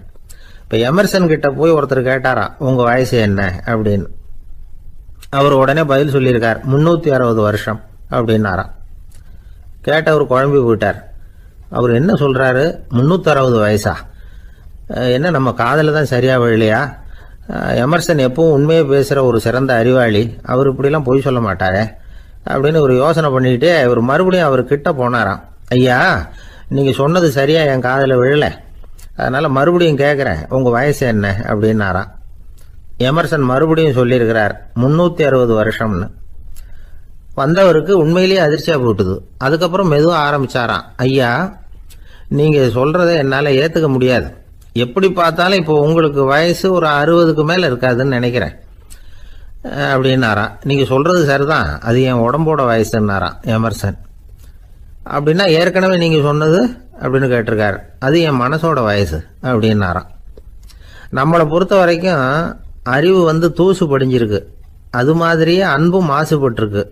இது ரெண்டையும் சுத்தம் பண்ண வேண்டியிருக்குது. அப்போ தான் நாம் சரியான வயசில் வாழ முடியும். ஒரு ஆசாமி இருக்கிறார், அவருக்கு உடம்போட வயசு அதிகம், மனசோட வயசு ரொம்ப குறைச்சல், குழந்தை மாதிரி. அவர் ஒரு ஆஸ்பத்திரியில் படுத்திருக்கிறார். நர்சம்மா எல்லாருக்கும் மருந்து கொடுத்துட்டு போகிறாங்க. கொஞ்ச நேரம் கழித்து திரும்பி வந்தாங்க. அப்போ இவர் அந்த அம்மாவை கூப்பிட்டு சொல்கிறார், இதை பாருங்க சிஸ்டர், நீங்கள் எல்லாருக்கும் சின்ன சின்ன மாத்திரையாக கொடுத்துட்டு எனக்கு மட்டும் நீளமான மாத்திரையாக கொடுத்துட்டீங்க. முழுங்கிறதுக்கு ரொம்ப கஷ்டமாக போச்சு. இனிமேல் எனக்கும் சின்ன மாத்திரையாக கொடுங்க சிஸ்டர் அப்படின்னாராம். அந்த அம்மா உடனே அதிர்ச்சியாகி தலையில் அடிச்சுக்கிட்டாங்களாம். நான் கஷ்டப்பட்டு மாத்திரையை முழுங்கினத்துக்கு நீங்கள் ஏமா தலையில் தட்டிக்கிறீங்க அப்படின்னு கேட்டிருக்காரு இவர். இதுக்கு அவங்க சொல்லியிருக்கிறாங்க, நான் உங்களுக்கு கொடுத்துட்டு போனது மாத்திரை இல்லைங்க, அது தெர்மாமீட்டர் அப்படின்னாங்களாம்.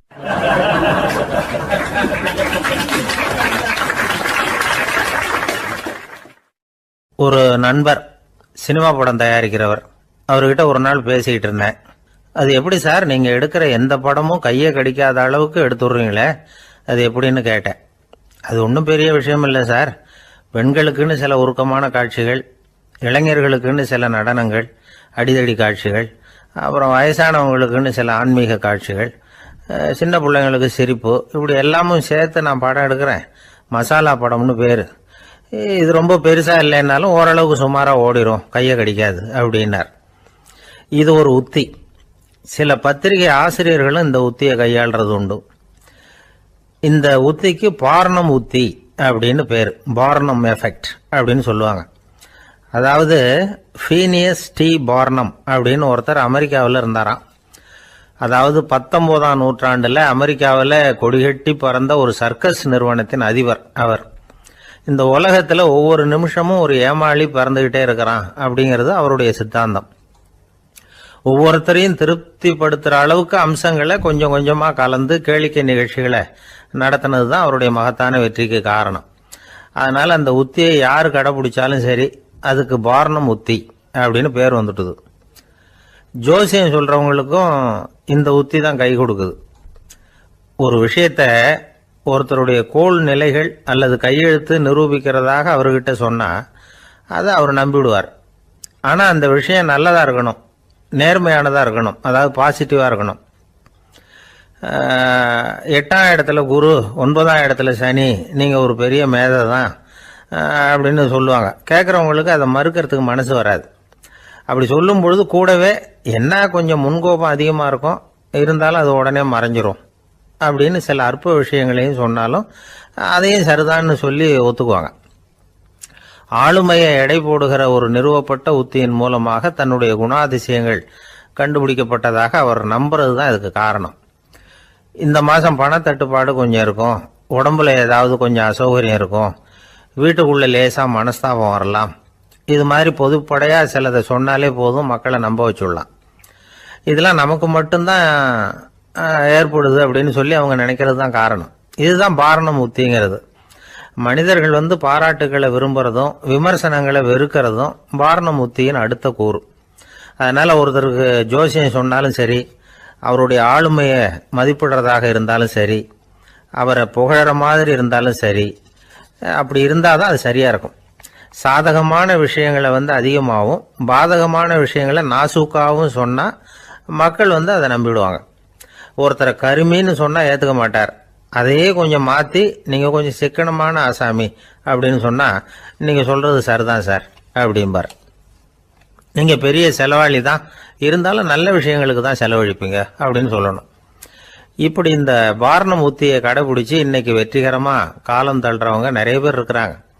இந்த உலகத்தில் ஒவ்வொரு நிமிஷமும் ஒரு ஏமாளி பறந்துக்கிட்டே இருக்கிறான் அப்படிங்கிறது தான் ஃபீனியஸ் பார்னம் அவர்களுடைய நம்பிக்கை. அதை விட அடுத்தவங்களை ஏமாளியாக நினைக்கிற மனுஷர்கள் தான் இன்னைக்கு உலகத்தில் ரொம்ப அதிகம். ஒருத்தர் தன்னுடைய மேல் அதிகாரிகிட்ட போய், ஐயா ஒரு நாள் லீவு வேணும், என் தங்கச்சிக்கு கல்யாணம் அப்படின்னார். அவரு பார்த்தார், ஒரு 10 நிமிஷம் வெளியில் இருங்கன்னார். 10 நிமிஷம் கழிச்சு கூப்பிட்டார், இதை பாருங்க நீங்கள் சொல்கிறது பொய், இப்போ உங்கள் தங்கச்சிக்கு ஃபோன் பண்ணேன், அவங்க தனக்கு 2 வருஷத்துக்கு முன்னாடியே கல்யாணம் ஆகிட்டதாக சொல்கிறாங்க அப்படின்னார்.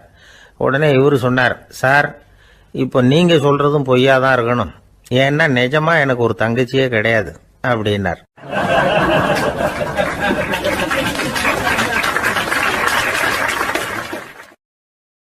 ஒரு நீதிமன்றம், அங்கே ஒரு கொலை வழக்கு சம்பந்தமாக விசாரணை நடந்துக்கிட்டு இருக்குது. அந்த வழக்கறிஞர் ரொம்ப தீவிரமாக வாதாடிக்கிட்டு இருக்கிறார். தன்னுடைய கட்சிக்காரர் நிரபராதிங்கிறது அவருக்கு நல்லா தெரியும். அதனால தான் அவர் சார்பாக வாதாடுறதுக்கே ஒத்துக்கிட்டார். அப்படி அவர் மும்முரமாக வாதாடிக்கிட்டு இருக்கிற சமயத்தில் அவசரமாக தந்தி ஒன்று சேர்ந்தது. அதை வாங்கி படித்து பார்த்தார். அதுக்கப்புறம் அதை மடித்து தன்னுடைய கோட்டு பையில் வச்சுக்கிட்டு தொடர்ந்து வாதாட ஆரம்பிச்சிட்டார். பேசி முடித்தார். அதுக்கப்புறம் அங்கே கோர்ட்டில் இருந்த சக வக்கீல்கள் அவர்கிட்ட வந்தாங்க. தந்தி ஒன்று வந்ததே என்ன விஷயம் அப்படின்னு விசாரிச்சாங்களாம். அப்போ அவர் சொல்லியிருக்கிறார், ஊரில் சிகிச்சைக்காக போயிருந்த என்னுடைய மனைவி இறந்து போனதாக தந்தி வந்திருக்குது அப்படின்னாராம். மற்ற வக்கீல்களுக்கு அதிர்ச்சி. என்னங்க இது, மனைவி இறந்ததை விட கேஸு முக்கியமாக உங்களுக்கு அப்படின்னு கேட்டிருக்கிறாங்க. இறந்து போன என் மனைவி மறுபடியும் திரும்பி வர போகிறதில்ல, ஆனால் என்னுடைய கட்சிக்காரர் ஒரு கொலை வழக்கில் மாட்டிக்கிட்டார், அவரும் நிரபராதி, அவர் உசுரை நான் காப்பாற்ற வேணாமா, இதுதான் என்னுடைய கடமை அப்படின்னாராம். இப்படி இவர் சொன்னதும் எல்லாரும் அப்படியே திகைச்சு போய் நின்றுட்டாங்களாம். சரி, கடமைக்கு முக்கியத்துவம் கொடுத்த அந்த வழக்கறிஞர் யார் தெரியுமா? அவர் தான் இரும்பு மனிதர் சர்தார் வல்லபாய் பட்டேல். குஜராத் மாநிலத்தில் 1875 அக்டோபர் 31 அன்றைக்கு ஜாவேரி பாய் அப்படிங்கிறவருக்கு 4வது பிள்ளையா அவர் பிறந்தாராம். இந்த ஜாவேரி பாய் யார் தெரியுமா? ஜான்சி ராணி லட்சுமி பாய் போர் படையில் ஒரு வீரராக பணிபுரிஞ்சவர். இளம் வயசில் வல்லபாய் பட்டேல் ரொம்ப சிரமப்பட்டு படிச்சிருக்கார். விடாமுயற்சி வெற்றியை கொடுத்தது. கல்லூரியிலையும் காலடி வச்சார். அதுக்கப்புறம் வக்கீல் பட்டத்தையும் வாங்கினார். பிரிட்டிஷ் ஆட்சி நடந்துக்கிட்டு இருந்த சமயம் குஜராத்தை சேர்ந்த பர்டோலி தாலுக்காவில் விவசாயிகள் மேலே அரசாங்கம் திடீர்னு நில வரியை வசதி விட்டு தான். ஏழை விவசாயிகள் ரொம்ப கஷ்டப்பட்டுருக்காங்க. அரசாங்கம் வரி செலுத்தாத விவசாயிகளின் நிலங்களை எல்லாம் ஜப்தி செஞ்சுதான். அரசாங்கத்தை எதிர்க்கிறவங்களையெல்லாம் கைது பண்ணி சிறையில் அடைச்சுட்டாங்களாம். சில பேர் வீடு வாசல் ஆடு மாட்டையெல்லாம் விற்று கூட வரி கட்ட வேண்டிய நிலைமைக்கு ஆளாயிட்டாங்க. வழக்கறிஞர் வல்லபாய் பட்டேல் நில வரியை உடனே ரத்து பண்ணணும் அப்படின்னு பம்பாய் கவர்னருக்கு ஒரு கடிதம் எழுதினார். எந்த பலனும் இல்லை. உடனே எல்லா விவசாயிகளையும் அணி திரட்டினார். அதுக்கு தானே தலைமை தாங்கினார். சத்தியாகிரகம் நடத்தினார். அந்த பகுதியில் எந்த வேலையும் நடக்கலை. வேறு வழி இல்லை. ஆட்சியாளர்கள் உடனே வரியை ரத்து பண்ணாங்க. சிறையில் இருந்தவங்களெல்லாம் வெளில விட்டாங்க. 1928 ஆகஸ்ட் 6 சர்க்காருக்கும் விவசாயிகளுக்கும் இடையில் ஒரு உடன்பாடு ஏற்பட்டது. அதுக்கப்புறம் தான் நிலைமை சரியாக போச்சான். வல்லபாய் பட்டேலின் பொது சேவையை பாராட்டின பொதுமக்கள் அவருக்கு சர்தார் அப்படிங்கிற பட்டத்தை கொடுத்தாங்களாம். சர்தார்னா தலைவர் அல்லது தளபதின்னு அர்த்தம். இரும்பு மனிதர்னு இவருக்கு பேர். இருந்தாலும் நகைச்சுவை உணர்வும் இவருக்கு நிறைய உண்டு. ஒரு தடவை ஒரு பத்திரிகை நிருபர் வந்திருக்கார். சர்தார் பட்டேல்கிட்ட அவருக்கு பிடிச்ச பண்பாடு கலாச்சாரம் எது அப்படின்னு கேட்கணும்னு ஆசை. அதனால் அவரை பார்த்து கேட்டாராம், ஏங்க உங்களுக்கு பிடிச்ச கல்ச்சர் எது அப்படின்னு கேட்டிருக்கார். இதுக்கு சர்தார் பட்டேல் சொன்ன பதில் என்ன தெரியுமா? எனக்கு பிடிச்ச கல்ச்சர் அக்ரிகல்ச்சர் அப்படின்னாராம்.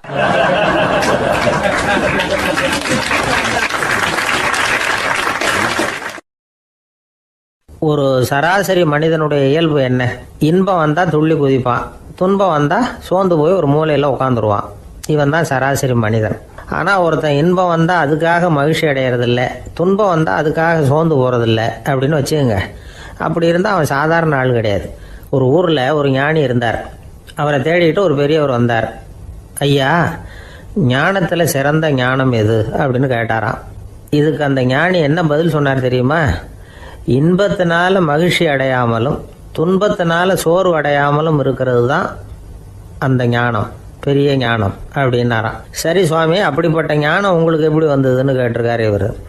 அதை நான் ஒரு கழுதைகிட்ட இருந்து கற்றுக்கிட்டேன் அப்படின்னாராம் அவர்.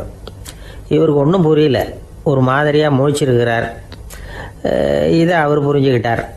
நீங்கள் நாளைக்கு காலையில் நம்முடைய ஆசிரமத்துக்கு வாங்க, புரிய வைக்கிறேன்னாராம். சரின்னு அவர் போயிட்டார்.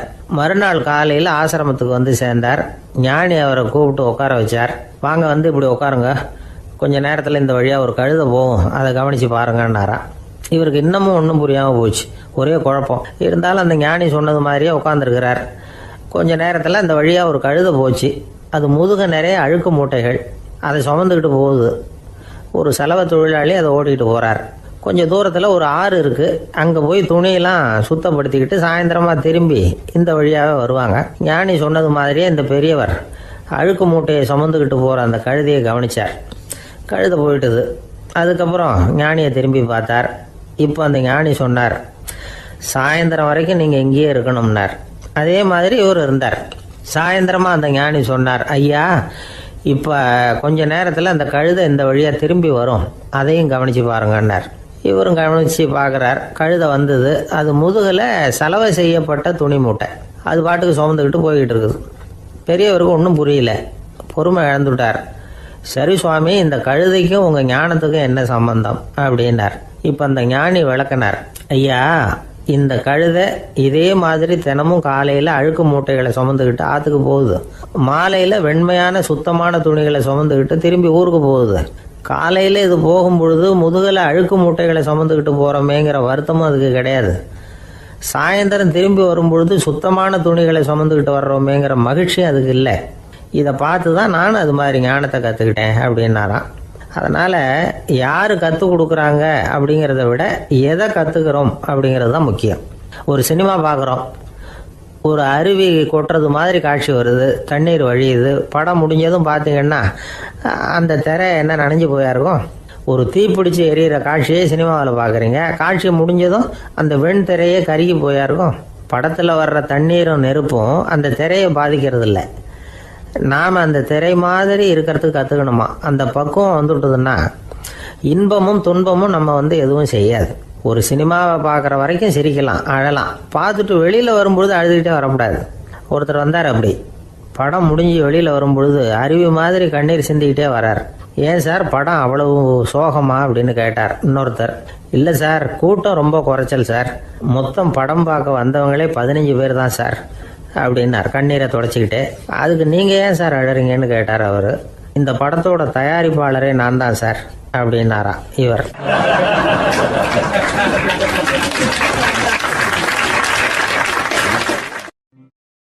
ஒரு நண்பர் வந்தார். ரொம்பவும் இறுக்கமாக உடை அணிஞ்சிருந்தார். அதாவது ஆடைக்குள்ளே அவர் மாட்டிக்கிட்டு இருந்தது மாதிரி தெரிஞ்சது.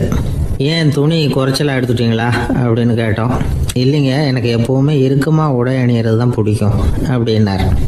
ஒருத்தர் எப்படி உடை அணிகிறார் அப்படிங்கிறத வச்சு அந்த ஆள் எப்படிப்பட்டவர் அப்படிங்கிறத கண்டுபிடிச்சிடலாம். உடை அணிகிற விதம் ஒருத்தருடைய மனநிலையை வெளிப்படுத்துதான். இப்போ இறுக்கமான உடை அணிகிறவங்க பொதுவாக மன நிம்மதி இல்லாதவங்களாக இருப்பாங்களாம், கோபக்காரங்களாக இருப்பாங்களாம். ரொம்ப தொலைதொலைப்பாக ஆடை அணிகிறவங்க இருக்கிறாங்கல்ல, அவங்கெல்லாம் அமைதியான ஆளாக இருப்பாங்களாம், சாந்தமாக இருப்பாங்களாம். இவங்கெல்லாம் போராடுறதுக்கு சரியாக வரமாட்டாங்களாம். இப்படி ஒரு கணிப்பு இருக்குது. அதனால தான் போர் வீரர்களுக்கெல்லாம் இறுக்கமான உடையை தான் கொடுக்கறது வழக்கம். ஆனால் சன்னியாசிகளை பாருங்கள், அவங்களுக்கெல்லாம் ரொம்ப தொலை உடைகள் தான். அவங்கெல்லாம் டைட் பேண்ட் போட்டுக்கிட்டு நிற்க மாட்டாங்க சன்னியாசிகள்லாம். அதே மாதிரி சன்னியாசிகள்லாம் காவி உடைய தேர்ந்தெடுக்கிறதுக்கும் காரணம் உண்டு. பல ஆண்டுகள் சோதனை செஞ்சு பார்த்துட்டு தான் சன்னியாசத்துக்கு காவி தான் சரி அப்படின்னு முடிவு பண்ணியிருக்கிறாங்க. இப்போ பௌதீக விஞ்ஞானப்படியும் அதுதான் சரி. அதாவது சூரிய ஒளியில் 7 வண்ணங்கள் உண்டு. ஒரு பொருள் மேலே அது விழும் பொழுது அந்த பொருள் நமக்கு சிவப்பாக தெரிஞ்சதுன்னா அந்த பொருள் வந்து சிவப்பை தவிர மற்ற எல்லா நிற கதிர்களையும் உள்வாங்கிக்கிட்டு சிவப்பு நிறத்தை மட்டும் வெளியில் விடுது.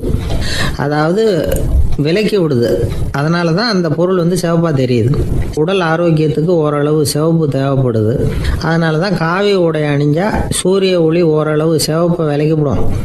அதாவது சிவப்பின் பலனும் கிடைக்கும், இந்த சிவப்பின் கெடுதலும் இல்லை அப்படின்னு யோசனை பண்ணாங்க. காவி வந்து உதய வேளையின் நிறம். கீழ் வானத்தில் கதிர் உதிக்கிற வேளையில் முதல் ஒளி தோன்றுகிற நேரத்தில் காவி நிறம் தான் கசியும். தியானம் செய்கிறப்போ முதல்ல காணக்கூடிய ஒளி காவி நிறம் தான். தியானத்தின் உச்ச நிலையின் நிறம் நீலம். தியானம் வந்து காவி நிறத்தில் ஆரம்பமாகி நீல நிறத்தில் நிறைவடைகிறது அப்படிங்கிறார் ஓஷோ. நீலம் வந்து தியான சிகரம், காவி வந்து தியான ஆரம்ப குறியீடு, ஒரு சன்னியாசியின் ஆரம்ப தரிசனம் அப்படிங்கிறார் அவர்.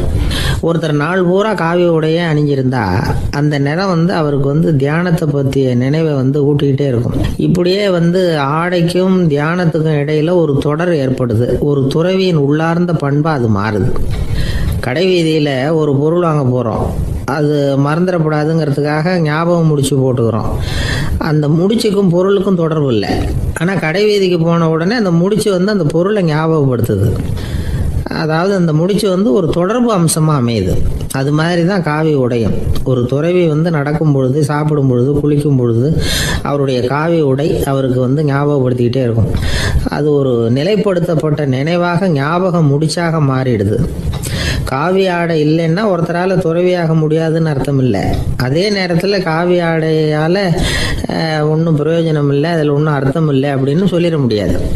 இதுதான் உண்மை. இவ்வளவு தூரம் காவி ஆடையை பற்றி சொல்கிறதுனால எல்லாரும் சன்னியாசியாக போயிடுங்கோ அப்படின்னு நாம் சொல்கிறதாக யாரும் நினச்சிடக்கூடாது. மனசுக்கும் நிறத்துக்கும் உள்ள சம்பந்தத்தை தெரிஞ்சுக்கிறதுக்காக தான் இவ்வளவும். நமக்கு தெரிஞ்ச நண்பர் ஒருத்தர் இருக்கிறார், ஆஃபீஸில் வேலை பார்க்குறவர். ஒவ்வொரு மாதமும் 20ஆம் தேதிக்கு பிறகு அவரை போய் பார்த்தீங்கன்னா காவி உடை அணிஞ்சிக்கிட்டு, கண்ணை மூடிக்கிட்டு, கை ரெண்டையும் விரித்து வச்சுக்கிட்டு தியானத்திலேயே உட்காந்துருப்பார். ஏன் இப்படி பண்ணுறீங்கன்னு கேட்டேன். அதாவது 20ஆம் தேதிக்கு பிறகு என் கையில் ஒரு பைசா கூட கிடையாது, ஒரு சன்னியாசி லெவலில் இருக்கிறேன், என்கிட்ட எதுவும் செலவுக்கு கேட்காத அப்படின்னு என் மனைவிக்கு நான் சூக்காக உணர்த்துறதுக்காக அப்படி உட்காந்துருப்பேன் அப்படின்னு விளக்கம் கொடுக்குறார் அவர்.